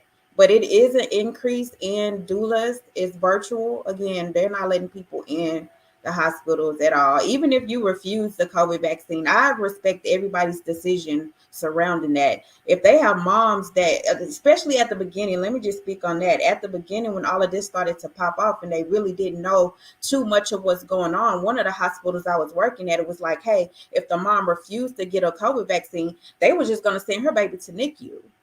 Excuse me? Automatically take the baby from mom. No bonding time. You know, you're not breastfeeding your baby, anything, because they didn't know what was going on. We had one mom completely raise hell, and it changed everything, how they went about doing everything, because we started to speak up. I mean, come on. You want to rip this newborn baby from, you know, she just went through this labor. She labored for, especially first time moms, you can labor up to 14 hours depending to, you know, what's going on. She labored all this time and want to be with her baby, and you're stripping her from her baby. You know, you're taking her baby from her. So I want to say, if you go in and you say, hey, I don't want to be COVID tested, I don't want the vaccine, and they do tend to kind of say in report, they be like, oh, this patient's difficult. This patient's this patient that, she refused this, she refused vaccine, she refused that. She has every right to be that difficult patient if you need to be. Wow, that's great information. I'm seeing some of the comments from the community. It sounds like doulas is needed in all areas of health. You know, I think this is something that, we got to continue to talk about, because, you know, in the Black community, we have lawyers who advocate, we have community folks, and maybe just for Black health in general, or Black and brown health, we need more doula services, you know, to help advocate for our community. And then just the education part. If it's not so much just advocacy, I think really just getting the resources and the information to the community is something that we really need to focus on moving forward, especially in these times of COVID, as well as just day-to-day community health. Especially, we got to find an answer for the Black males out there. Too much cancer, too many health-related issues that's happening on that side of the spectrum as well. And again, it comes back to education, people feeling comfortable, people having that cultural competency and currency, like Brittany and you all here that works with the community, have that connection, and people feel safe to open up. But I see it a lot for our younger folks. I see it a lot for the men in the community, but we really do need to start having these conversations and really empowering our community to be intentional when we are going into these healthcare facilities, and making sure that the services that we are asking for are deemed and reasonable, and making sure that we empowered as well as we go for the services. So I just wanted to put that out. I think that's very phenomenal. And, we would definitely like to continue to push that and get more of our family and folks involved. And I've been saying this for the last couple of years. Nursing is like one of the biggest popular sought after degrees now in the Black community. And how do we get our nurses, our LVNs, and some of the medical folks to really push into this doula thing? Because I think we need it. It's the same thing when I talk about mental health, one of the highest sought after degrees from Black folks. But when you come to the community, where are we at, right? And it's like, really, how do we figure out how to bring that those intersections together to really impact our community? Because now the times we are in a crisis, in this country, especially in our Black and brown communities, and we need these folks to advocate and push forward our community. And it starts with folks like you all, and just having these conversations to make people open their minds and their ideals, because we are some creative folks. And, being intentional with these conversations definitely help people in our community to be innovative and think about ways. And I hope Brittany and all you folks that's doing health start thinking about some of these services that are needed. And we're going to continue to do our part to do the assessment in the community, find out what those community needs. But one of the things that I really want to put out there, and I'm seeing it in some of the work that I do, too many times our people, especially our Black folks, are always talking about meeting people where they at, right? But when it comes down to the work, we're not meeting people where they at. All we hear is complaints. And I really want to change that narrative in our community because I hear it a lot of times, Black folks don't want to stand in line and get services. Black folks don't want to do this. Black folks they want to come. And, everybody else is showing up but Black folks. But the reverse for me is, well, if you always talking about meeting Black folks where they at, pull up to their house. We can't be scared to go in our communities and do the work. There's too many people afraid of our people, and we got to change this model because I'm getting tired of being on these calls, and I hear all these advocates and all these community leaders and all these community organization folks talking about, I want to meet people. We meet people where they at. How do we fix the problem? Meet people where they at. Well, we got people out here suffering right now, and people ain't meeting them where they at. They scared to go to the projects. They scared to go into the housing development. They scared to knock on the doors, and all they want to do is provide services and say, well, Black folks got to come to us. Well, when we going to meet them where they at? So that's what I want to see in 2020, 2022. I want to see more of these services going to the doorsteps of our people. Don't just sit back and say, hey, y'all got to come to our location. Y'all got to come to our office. I want to see some folks putting up pop-ups in the hood. I want to see people knocking on front doors, providing food services to our elders, providing, these services that we need in our community to the front doorsteps. Because I don't want to hear no more of this meet people where they at. I want to start seeing people greet people where they at, knocking on their doors in the community. That's how we get change. But that's what I want to see in 2022. But I'm going to shut up and pass it on to Brittany. I know she has some more questions. I get fired up and passionate about this stuff because we got a lot of people in our communities playing with our people, and I'm getting tired of it. I don't want to hear this, this stuff, man. It's like, let's go help these people. I go out there and talk to them, and we need help. We got to get out here and do the work. So just wanted to put that out there. But go ahead, Brittany. I'm sorry. I got a little rant there. Yeah. A whole rant. But, I do want to give a shout out to all the people that are doing pop-ups around the city and that do take care to, doorsteps. And I guess we can actually, talk about community engagement and how doula services and midwives can engage communities. I know that recently, for the past 3 months, we had what was it, Marna, the pop-up village, the pregnancy pop-up village? Yes. And it was like a pop-up that happened once a month. Were you working on that? Could you talk a little bit more about, or it was like a pop-up that happened once a month? And go ahead. Yeah. We had every second Saturday from June to December. I think we're going to start back up in February. I know we're starting up. I'm not too sure about when. But we were one of the partners to Table and Provide Services, one of the bigger partners at a pregnancy pop-up village. So what it was a community space designed by Black people for Black people around pregnancy and maternal care services. And it was created to be a one-stop shop. So we had doula services were available there. There were some local vendors there. There were activities and engagement. Some of our doulas were doing different things like positioning, some hip squeezes, some things like that. Just, some simple stuff like how can you do something really quick? And also sharing with them about breastfeeding. There was some birth story sharing and some things like that. We did diaper giveaways. They also had places like one stop where you could sign up for your WIC, your EBT, your Medi-Cal or Medicaid for everyone else. We call it Medi-Cal. All of those, human service, excuse me, needs. And you could also talk with doulas.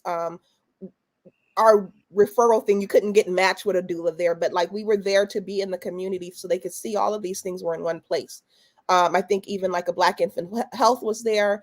And the reason we did it like this was because in the cities, they'll go across town for this thing and go back across town to go this thing and go here to go to that thing. And it's like when people have mobility issues and they have a whole bunch of other things and they don't have access to transportation like they should, those things become impossible. So the attempt was to bring them together. Mm-hmm. What about in Houston? How do you all engage in outreach for doula services, midwife services? What type of engagement activities do y'all do out there for communities? Yeah, I've come across something similar with the pop-up situations. They do have certain meetings where you can go to get more information on midwives and doulas. And with the doulas, I think the one that I was looking at, it was more leaning towards that postpartum care that they were speaking on earlier, and the breastfeeding and what comes along with life after baby, basically, and giving moms a lot of resources behind that. Because I think I was looking that up because I was noticing a trend whenever I was getting report on my moms when we have to get their history, was a lot of history with anxiety and depression. So I was like kind of interested in that, and I'm like, okay, this is like, I mean, coming up a lot. It's like, oh, nothing, pertaining to the actual pregnancy. Is always like anxiety, depression that a lot of our moms was having in their history. So I started to kind of do a little bit more research on that, and then that's the one that I seen with the postpartum care part of it.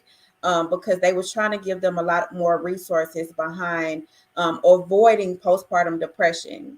Whenever you are predisposed to some of these anxieties and maybe have been diagnosed with depression before, you are more likely to experience postpartum depression. But if we can provide them with the proper support and resources and help, we can try to eliminate that aspect of their recovery. So that was kind of one of the main things that I was looking at. It was the papa with the postpartum care, and kind of paying attention to that. Yeah, I wanted to ask a question about that too, because I think that's very interesting that you are talking about the postpartum care, and I wanted to ask you all, in the Black community, the postpartum depression rate is so high. When you talk about suicides and different things that take place, how bad is it? And I think these services, getting a doula early or getting some of that support early would definitely be helpful, because I've read articles about how much in the Black community postpartum uh, has like impacted the community, women in the community, just going through anxieties and depressions and different things. How do you make that connection early, and then or maybe getting that, if you don't get the doula through the whole process, like having those services afterwards, finding that person aftercare, because I think it seems like it's alarming rate of depression and things that takes place after these moms are having these babies. So what do you think about that, or what do you all see, or you think that's something that's realistic, or am I out there? I could say I think so.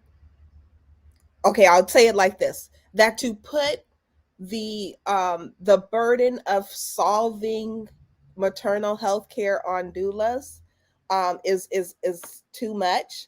And so I think I wanna put that, because there's a lot of things. Oh, we're gonna, the doula's gonna do this, that, and it takes a while to do that.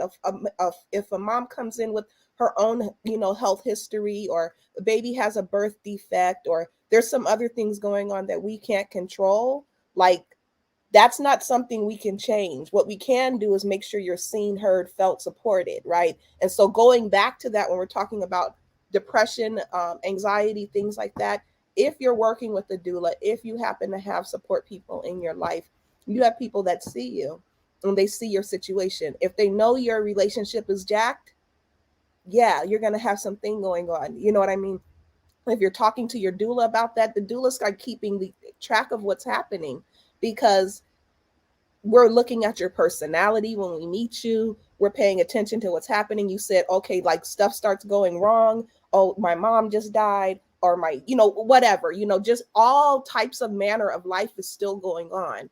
And if you're a doula and you're working with the client, and you're talking and you're communicating, and they're telling you what's going on in their life, and then they start saying, and I just don't know why I feel like I'm having contractions, and it's like month 7. Well, okay, let's go through some stuff. Did you drink some water? Did you eat anything? Well, let's talk about what's going on in your life. And those are the things for people to be seen and heard. And when you're seeing something that's off, you could talk to them about it. I talk to my clients. I'm like, having depression or anxiety at any point is very common. It's okay. And what we want to make sure of is that you're able to get the tools and resources so that you can come back from it or just continue to manage it if that's what you're doing. And so if you're starting to see changes, having a doula, having someone there to look and see you and say, you know what, mama, what's going on? Let's talk about this. Have you considered talking with someone that's more professional? I think this has been going on. We've been talking about this for 2 weeks. And now you're saying you're not eating. Whatever. I'm going through a scenario, right? And that's when you might say, it's okay. Why don't we let's look through, let's see what your options are. Let's talk about some things. And then you might find they just need someone else to talk to and they can get over that hump. There's others that have more I don't want to say extreme like that, but they need more help. This is not just talking it over. And you're able to say, okay, this is going too far. Let's come back. Let's identify some things. Let's get you your next stage of help. Let's find you a resource, and that's important. Yeah, that's dope. Khadijah, can you please check the private chat? I got somebody in the comments that I'm about to block because I think this guy's being very disrespectful. But if you don't know who this is, let me know because I'm about to block him. But anyway, I put him on time. What? Go ahead and call him out. No, I have to. Right. I have to make sure that people are being respectful. Oh, no, I don't know who that is. Okay, so I'll block them. But, fellas, while you're watching this show, please be respectful of our panelists. This is a married woman on our show. Please be respectful. But I will remove them out of there because I've tried to give them a time out to chill out, but I guess there's a problem. But yeah, fellas in the community, please be respectful when we have these conversations to our panelists and to the women that's on these panels. Thank you very much. But with that being said, we got about 15 minutes before we have to end today's show. And I want to be respectful of everybody's time. I know, Marina, you want to talk about some of the other businesses that you operate. I think you're amazing to be a social, what does they call it? What is it? Social entrepreneur. What is it we have? I can't. Serial socialpreneur. Yeah, serial entrepreneur. I'm like losing my train of thought today. But I want to talk about that, but I know we got like 15 minutes left. And I just wanted to ask all you, why did you all get into, the medical fields that you all are in, or the doulas, just so community to know, as we always are trying to impact and intentionally empower our community folks. We got a lot of young folks who watch the show as well. And I just want to let them hear from you all why you chose to do this work or the work that you all do to hopefully inspire some of the young folks.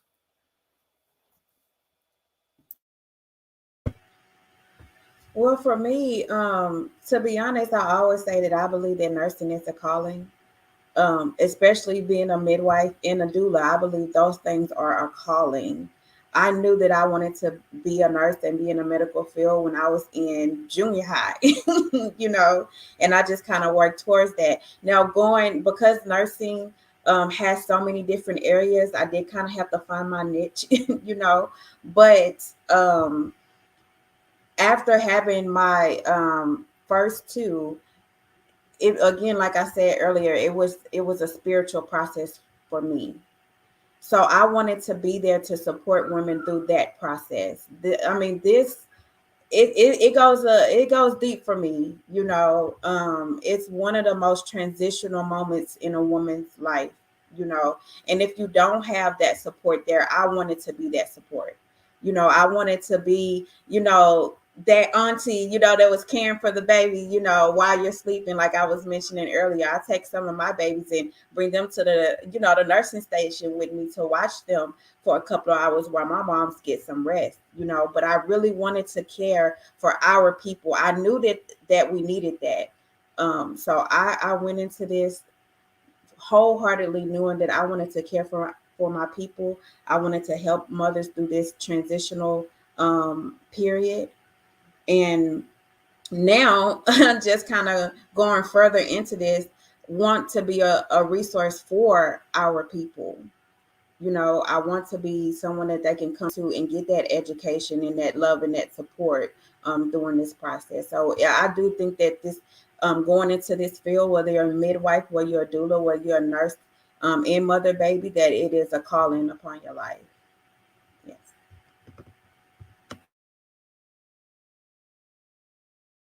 Khadijah, you want to go next, and then we'll let Marna go last so she can talk about her other business. I want to hear about this. Yes. Okay. So like Peggy is saying, I definitely was spiritually led into this work. I had found a video, and I randomly found a video of a midwife, and I wish I could remember her name right now, but she's an ancestor now. She passed, I believe, this year, but she's been a midwife for some years. And just watching the video of how she went into that work really just pulled at my heart. Like I just seen myself in her as an elder, you know, and I kind of just, even her birth center that she created and everything was like, God, that's it. Like it was like something that was missing all this time. It just started to click in my head. And then after that, I just got so many different affirmations from people that I knew that I didn't even knew about doula work, because initially I was intimidated by the thought of being a midwife.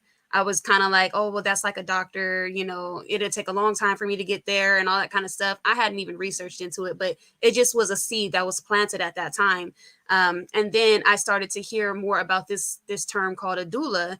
And I think it was about maybe 2 or 3 different people randomly just said, you know, your spirit seems so much like you should be a doula. Like I could see you being a doula, and they were just planting these seeds. And so I just was like, you know what, I'm going to do it. I just, you know, started making these shifts in my personal life, and everything just led me down that path of wholeness and just wellness in the mind, body, and spirit. And I just took that and ran with it.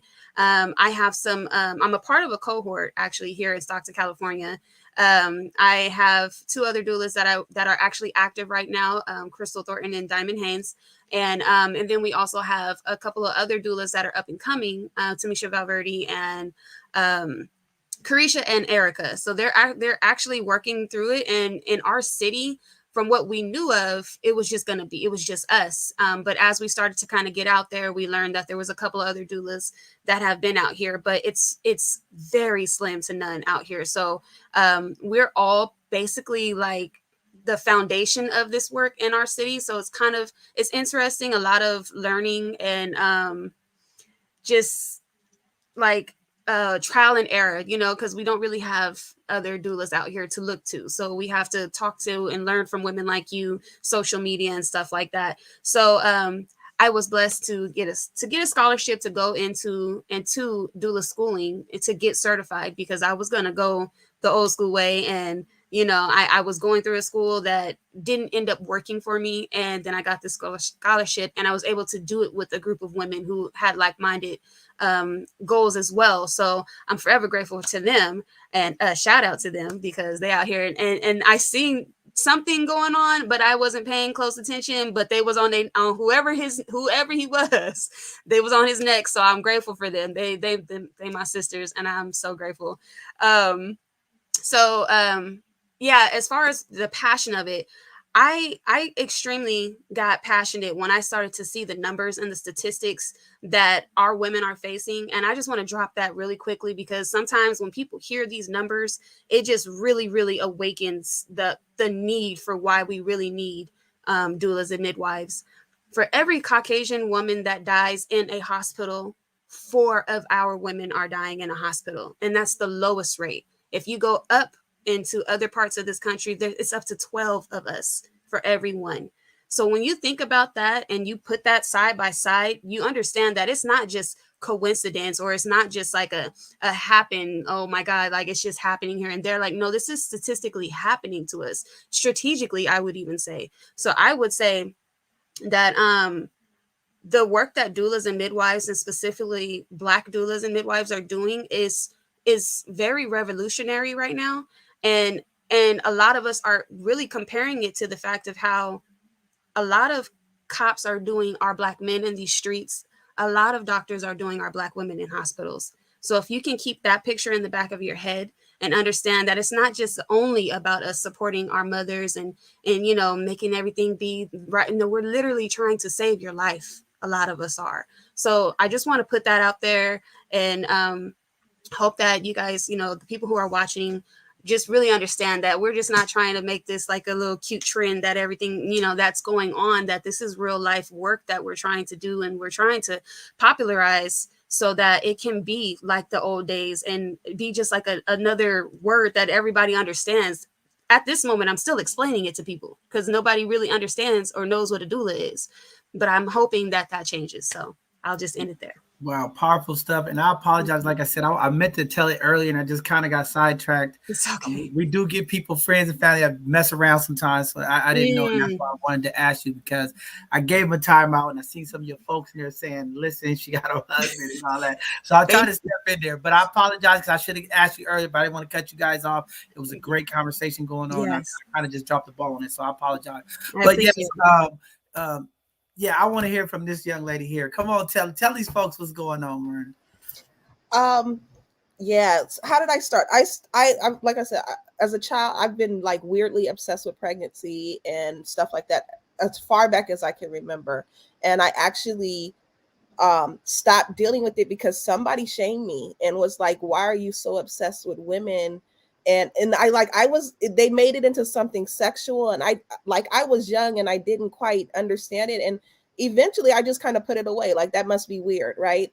And I still love pregnant folks. I love learning about pregnancy. And when I got pregnant, it was the worst circumstance, but I was excited to be a mom. And I started reading up as much as I can and educating myself. And then I started having complications and I was hospitalized. And then I was reading up on that. And again, I had no idea what a doula was or anything like that, but I was able to have the birth, even though I was in a hospital, I was able to have the birth experience that I wanted with the people I wanted there, with the support that I needed.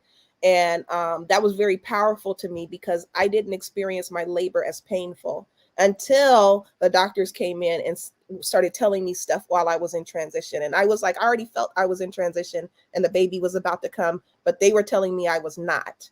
And then I panicked, but my baby was about to come, like, it came in less than an hour. But in that moment, I was like, I think I want to help someone, because I was having all types of stuff hell breaking loose in my life. But I was so excited about being a mom. I was excited about being pregnant, and I was like, I think like I might be able to help someone else who can't pull the joy out. Right.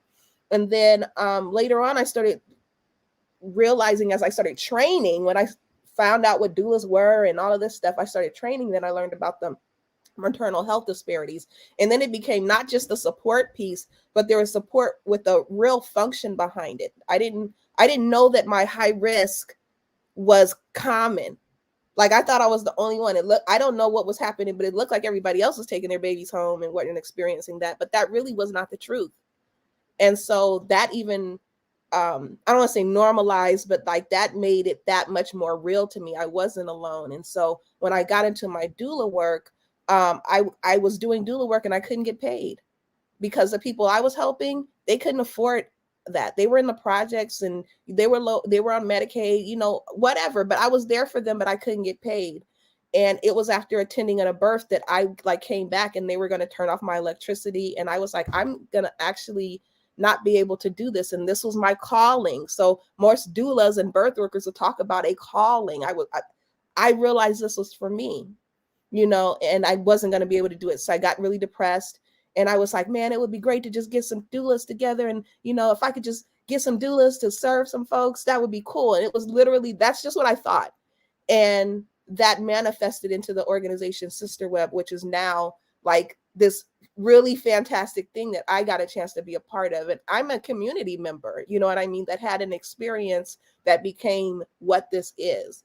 And so it's always just beautiful when I turn around and I actually get a chance to lend my voice to a lot of places I never thought that I'd be involved in and get to affect within the city, my own native city, so this is really, really important to me. And so that's how I came into the birth work. And, I've continued to train.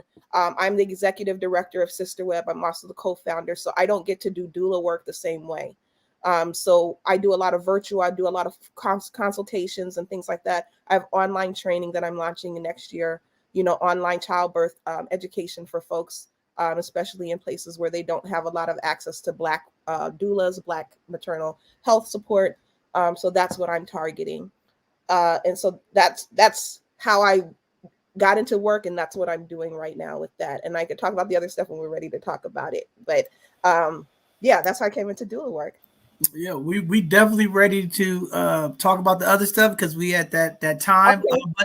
But also I want to invite you as well as all of you on this panel to utilize our Educational Thursday because we really want to start doing these PowerPoint presentations to help educate our community. That's what that Thursday is for. You are all welcome to sign up and do a PowerPoint presentation to educate our community. I would love to keep these conversations going as more and more of our young women and some of the women of the community are having babies and getting this information early and knowing how to advocate. I hope the men in the community are paying attention so that they could be advocating for their queens while they are down and out. I think it's dope. It's a great philosophy. I mean, I can't even have kids no more. I think I want to have a kid now. So y'all help me out today.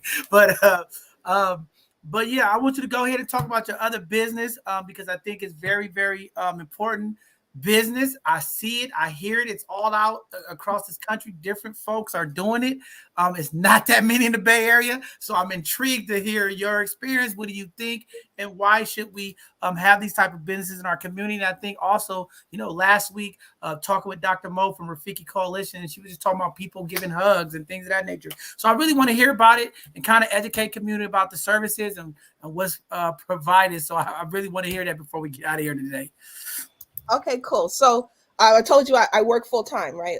I run an organization, but because my work is in hands-on stuff and physical, like I love that part. I didn't know that I loved that part, but I love that part. And so I was thinking about what can I do because I can't, when you have a doula, folks who have a doula, that person is dedicated to you. So they should be, that's what they're thinking about. I can't give that kind of mental head time to someone over the course of 4 or something months, right? So I was very disappointed and I was like, well, what else can I do? And I thought about professional cuddling is something I had thought about years and years and years ago. And then of course, COVID started and people thought I was crazy, just like they thought I was crazy about the doula stuff. That's why I was like, this time I'm not listening to y'all. And so what I started looking at was like, here's another thing that's happened on my life. Folks poking me, touching me, hugging me. And not like I'm not talking about it in a weird way. I'm talking like children always wanting to come up and I want a hug. And people, when they hug me, oh, you give such great hugs. And, oh, oh, you're so soft. I just want to, and like, and it's just kind of like I laugh about it and my friends laugh about it because people do it to me all the time. Friends and other folks, they'll be sitting like, oh, I didn't know you were so soft. I want to scoot over closer. And it's like, I should make this a business. Like, since y'all love it so much. But the reality is that COVID exacerbated isolation, right? So people are isolated.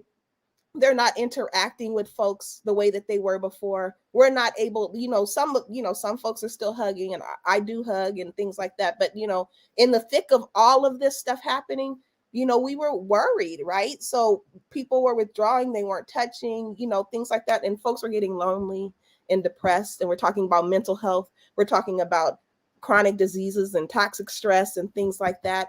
And a 30-second hug, I forgot the statistic and I have to remember, but it decreases stress.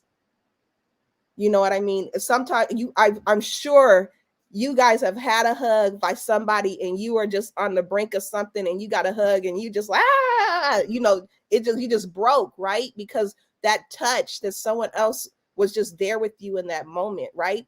That's very important. And we're talking about men. So I was thinking about women. When you're talking about men, men don't have opportunities for physical touch that's non-sexual, that meets a need. Like, I bet you if we were all in person, I could get with these ladies here, and if they were into hugging and all of that stuff, we would hug and squeal and touch each other's hair and do all of that stuff, because that's what we do. That's what women do. And men don't have that. They only have it inside a relationship. They in whatever that entanglement situationship, they only have it within like sexual confines, right? And so when they're not in a relationship, it feels weird. They're not going to be with their boys talking about, give me a hug, man. You know what I mean? That's just not really going to happen like that unless something has happened. When do you see men hugging? At funerals. Serious things have gone down for a man to hug another man. right? Now I have to say we're changing that model. Me and my I know. we always give them hugs and telling them we love. We changing that. I love it. I love it. I love it. But how many opportunities are there for that, right? So when you're talking about mental health, you're talking about people processing stress, processing trauma, processing grief. You're talking about people that might be disabled, people that might have some long-term illness, people that might have terminal illness, the people that might be in hospice and comfort and palliative care, those types of things, where they're just not going to have those opportunities, right? And so it becomes different. And then you start talking about being a Black person and having in your Black body experiencing the world, and it's a tremendous amount of stress. So what do you know, as a professional cuddler, it's not like, you know, it's so many various levels of touch and various levels of connecting with someone that has nothing to do with sex. You could hold hands, you could sit beside someone, you could hug them, someone who just wants to look in your eyes and really see you and connect. And what's happening? Let's talk about it. That's messed up. What? You know, and really engage with you. That's what people are looking for. That's what they're needing. You know, and I mean, I could do that with anyone as long as you're a human and you're over 18, because it is embracing. It's not sexual, but you can't do, I'm not doing that with someone that's under 18. But if you're over 18, then that's something you can consult with. And people have so many needs. And how many times have people been in long-term relationships and they break up and they miss being with that person? It's like, man, I used to just watch TV with them. It ain't about the sex. It's because they don't even have someone. There is a real need for intimate exchange with people. And so that's what cuddling aims to support. You know, some folks don't have time. I'm not in a relationship. I'm not trying to be in a relationship, but I just miss someone holding me. So I will hire someone that I trust, that's not going to be making advances, that's going to hold me and talk to me, and that's what I need. So that's a real quick of that. And I know we're at 4:01. So yeah, thank you for giving that. I don't know, my computer's acting really crazy right now, but thank you for giving that update. Marna, you are the second person I know that is a professional cuddler. I know one person that also does cuddling, but she actually does end-of-life cuddling. And she provides the service to people as they transition out of life. So kudos to you, for lending your body for healing. I'm sure it's a transfer of energy as well, and it gets way more spiritual and deeper than what you can explain or what people can understand on YouTube, well, on this show. But thank you for that. So I don't know. I think it's what.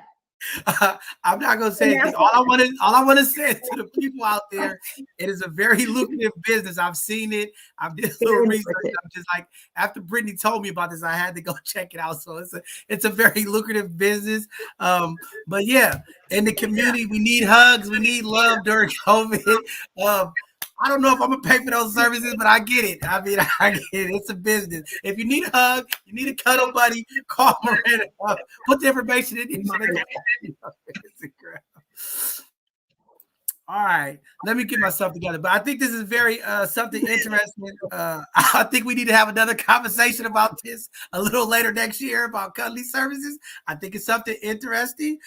We should definitely have a conversation about it. Maybe we can bring some of the other people to have these phenomenal human-to-human contact businesses and talk about that. But I commend you. I heard about it. I did a little research after Brittany talked about it. I think it's something that we definitely want to tackle here and just have a conversation, because there are a lot of lonely people in the world who want that love and support. So we appreciate you for putting that out there. Cuddling services. Maybe you're looking for it. Reach out to Miranda. She'll put the information in the chat, and we'll make sure we support her business for a hug. I don't know what the timeline is, but maybe you guys can support and go get a hug and get some positive energy. But with that being said, we are at the end of our time today. What I want to do is, before we leave, like we do every show, every Sunday, is give you all an opportunity to give some parting words to our community, something positive, whatever that you want to get out, especially after today's conversation. Very important, very passionate and connecting conversation. Would like each one of you just to leave something to the community, to some of the moms, some of our younger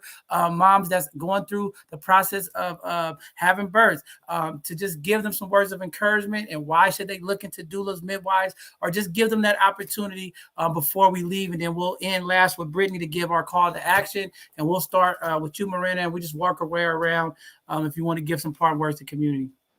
Oh, words to community. Wow. I mean, just be open, look out, you know what I mean? Research, double check, ask questions, look for people that you trust.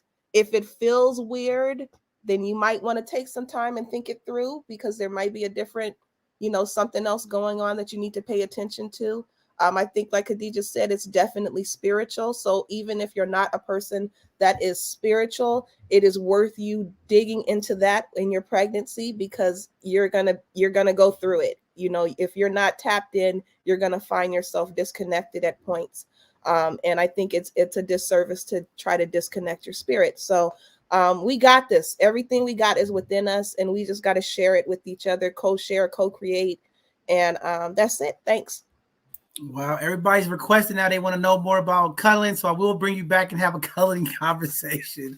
But with that being said, Khadijah, go ahead and give some parting words to the community. Maybe you want to give that guy some parting words this week. No, I'm playing. I'm just kidding. I'm just kidding. So I do want to say,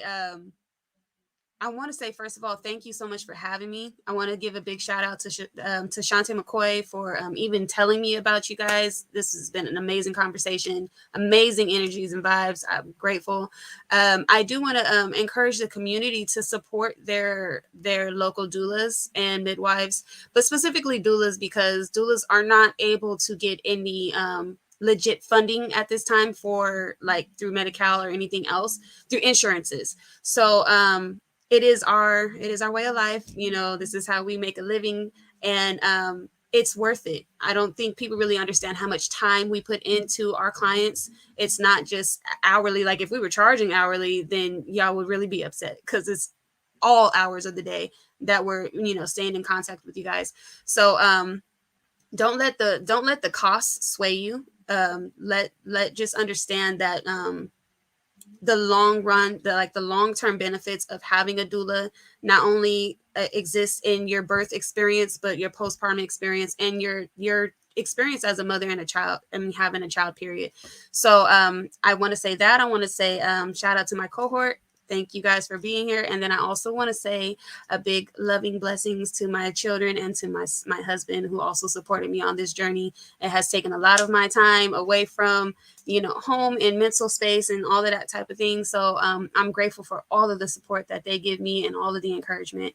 So yeah, I think that's where I want to end. Cool. Salute to that, King, and to your family for support. And definitely we want to continue these conversations so we can figure out how do we mobilize and organize and figure out how do we legislatively get doulas a part of that medical insurance so that you all can get funded, because listening to what you all provide today, I think this is a service that our community needs. And I think this is something that we should advocate for in the future, to make sure that legislatively the process is put in place so that you all can utilize the insurance services to get those from the state, city, and county, or whatever. So I definitely would like to continue. And if there's any events or things that you have, promotional stuff that you would like to get out to the community, feel free to send it over here to both sides of the conversation, and we'll make sure we get it out to the community for you all. But thank you very much for all you do. We respect it, and we appreciate you. Thank you. All right. Miss Peggy, come on, lady. Come and give some words to the community. Okay, so really just to kind of piggyback off what they were saying, I just want our people to know that you do have options. It's okay to be, like I said earlier, that difficult patient. Like she said it before, do what feels right for you. Be open-minded to the process. I had to be open-minded to the process, and I'm coming out of the medical field, myself. So I had to go in open-minded, saying, okay, even though this is my area, I don't know anything, and by doing that, I was able to gain so much knowledge, because there are women out here that are midwives and doulas who are invested in you having quality care and having a safe and effective birth and delivery. So just continue to educate yourself, don't be afraid to step out of the box at this moment right now. And I just want to call, just kind of make a note too for my sisters and brothers here that's going into the nursing field to answer that call, because we do need more of us in that field. We do. I'm telling you, it's so many times that I'm the only advocate on my floor, because one of the hospitals I work at, it's only me and one other lady that is African American. So it's us most of the time that has to advocate for our people. So please answer that call if it's pulling on you, to go out and get those degrees so we can continue to make those changes within our community. So, and again, thank you guys for having me just to share my experience. You queens, I love you guys. Thank you for sharing your knowledge. Thank you. Yeah, thank you for coming on today. You know, I know you're down in Houston, and that's just another testament. You know, we want to thank our deputy director who's in Houston, making sure we connect with folks down there as we continue to try to get the word out about both sides of the conversation. What we're trying to do, intentionally bring all of our communities to those intersections to make sure that the message is getting there, because we know in some of our communities, the type of resources and information is not there. So we appreciate the work. And that's for our community out here that just think we just in San Francisco, we're not moving. We got people all across this country supporting what we do and making sure that we get the information to our people. But with that being said, I want to pass it over to Brittany so she can give her call to action as she does every week so eloquently, wrapping up today's show and letting community know what needs to happen, what are our marching orders. So with that being said, Brittany, go ahead and take us out with the call to action for today. Okay, I don't have too much to say because everyone pretty much said a lot during their closeouts. And I'm also having computer problems, so I don't even know if you guys can hear me good or not. But, you know, I just want to thank you all. Okay, because I can't hear you all that well. It's like really slow. But anyway, thank you, ladies, for coming on the show today. I thoroughly.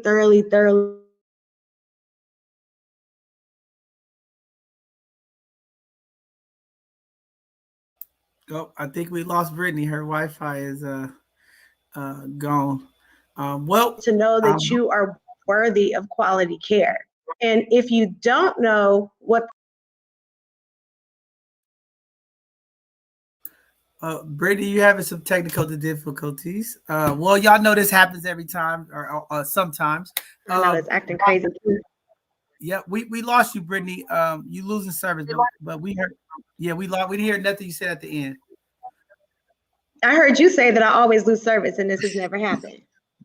So, so you can. It's the D10 fiber optic issue that's always getting us in D10. No, you broke up. We didn't hear you. The Wi-Fi was lacking there. We didn't get to hear you. But go ahead. You want to try again? Can y'all hear me now? Yes, we can hear you now. So anyway, I'm gonna try this one more time, and if not, just get me, okay? But you know, I just want a community that you. Well, I guess the Wi-Fi said enough for Brittany, her call to action. So with that being said, what I will say is this: the call to action is for our community, mothers and fathers of our community, rally around our doulas and midwives, talk to our elected officials, talk to the community folks who have those resources, and let's figure out, you know, how we can support them to bring this type of equity to our community. I think this is something that is needed in our community. We need advocates, and we need folks who are going to stand up for our mothers, especially in the time of birth, and sometimes they go through different things and they need that support there. And I think the services post labor is needed as well. And I've seen so many calls from the community in the chats asking for women help doulas and different things of that nature. So really what the call is to get more informative healthcare providers and folks to really advocate for the community, to make sure that they are aware what their rights are and how to maneuver and navigate through the health system is something that's very important as we continue to tackle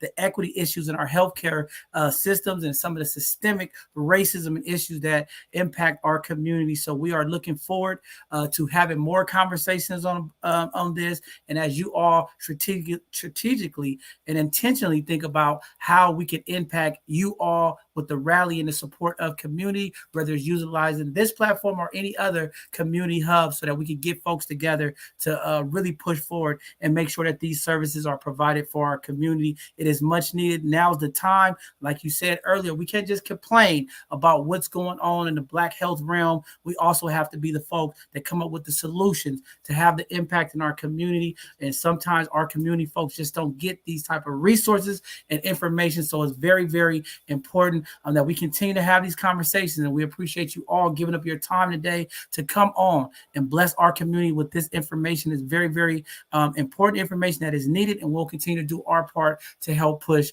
this forward. With that being said, this Sunday conversation, if you all love what you heard today, these are the kind of conversations that we're going to be jumping into in 2022 as we go into the new year. This will be our last Sunday show of the year. We'll have another hidden gem segment and a couple of more educational Thursdays, but this will be the last Sunday conversation that we'll have for this year as our team, our both sides of the conversation team, starts winding down and start preparing and getting ready and building up the infrastructure for next year, so that we can get these type of powerful, impactful conversations on this platform, as well as the community impact that we'll be doing in our messaging and our marketing, our outreach, and some of the work that we're doing with our Dreamkeeper initiative, as we continue to push forward and changing the narrative in our community. When we talk about changing the narrative, these conversations are the conversations that we need to change the narrative in our community, so that people are now more open to doulas and midwives. And these powerful conversations will change the paradigm and the thinking of our community. And we will continue to do that. We'll continue to be out here,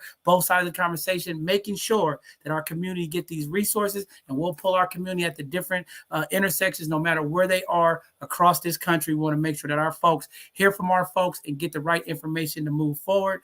And today was another one of those powerful conversations. So I want to thank you all for tuning in today. We will be back this Tuesday for another segment of our Hidden Gems, where we will continue to highlight our Black and brown businesses, as well as those community leaders and organizations that do positive things to impact our community. And then Thursday, we'll have a phenomenal sister to come on and talk about community impact and what that works look like for our Educational Thursday, as we start to continue to move and organize our community leaders, our community organizations, and just some of the families that's boots on the ground as we move forward as Black folks across this country. This is our time to make sure that our voices are heard, our activism is heard, and we want to make sure that the things that impact us the most are fixed. And it's going to take us all to be a part of this change as we change the narrative. So thank you all for tuning in. If you want a copy of this, you can go to our YouTube channel, share the link, get this information out, and shout out to all of the doulas and midwives for all the amazing work that you all are doing across this country, and to all of our healthcare providers, doctors and nurses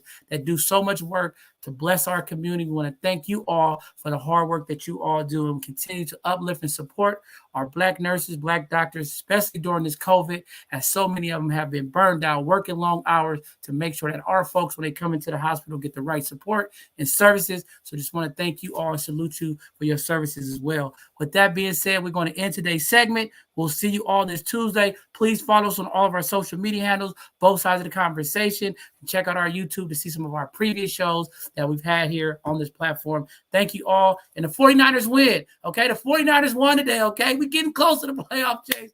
Want to throw that out there. But thank you all for tuning in today, and we'll see you all for our next live show, which will be this Tuesday for our Hidden Gem segment. Have a blessed evening. Be safe, stay warm, and think about our unhoused folks out there, because they need support too during these times. Have a blessed evening, everybody.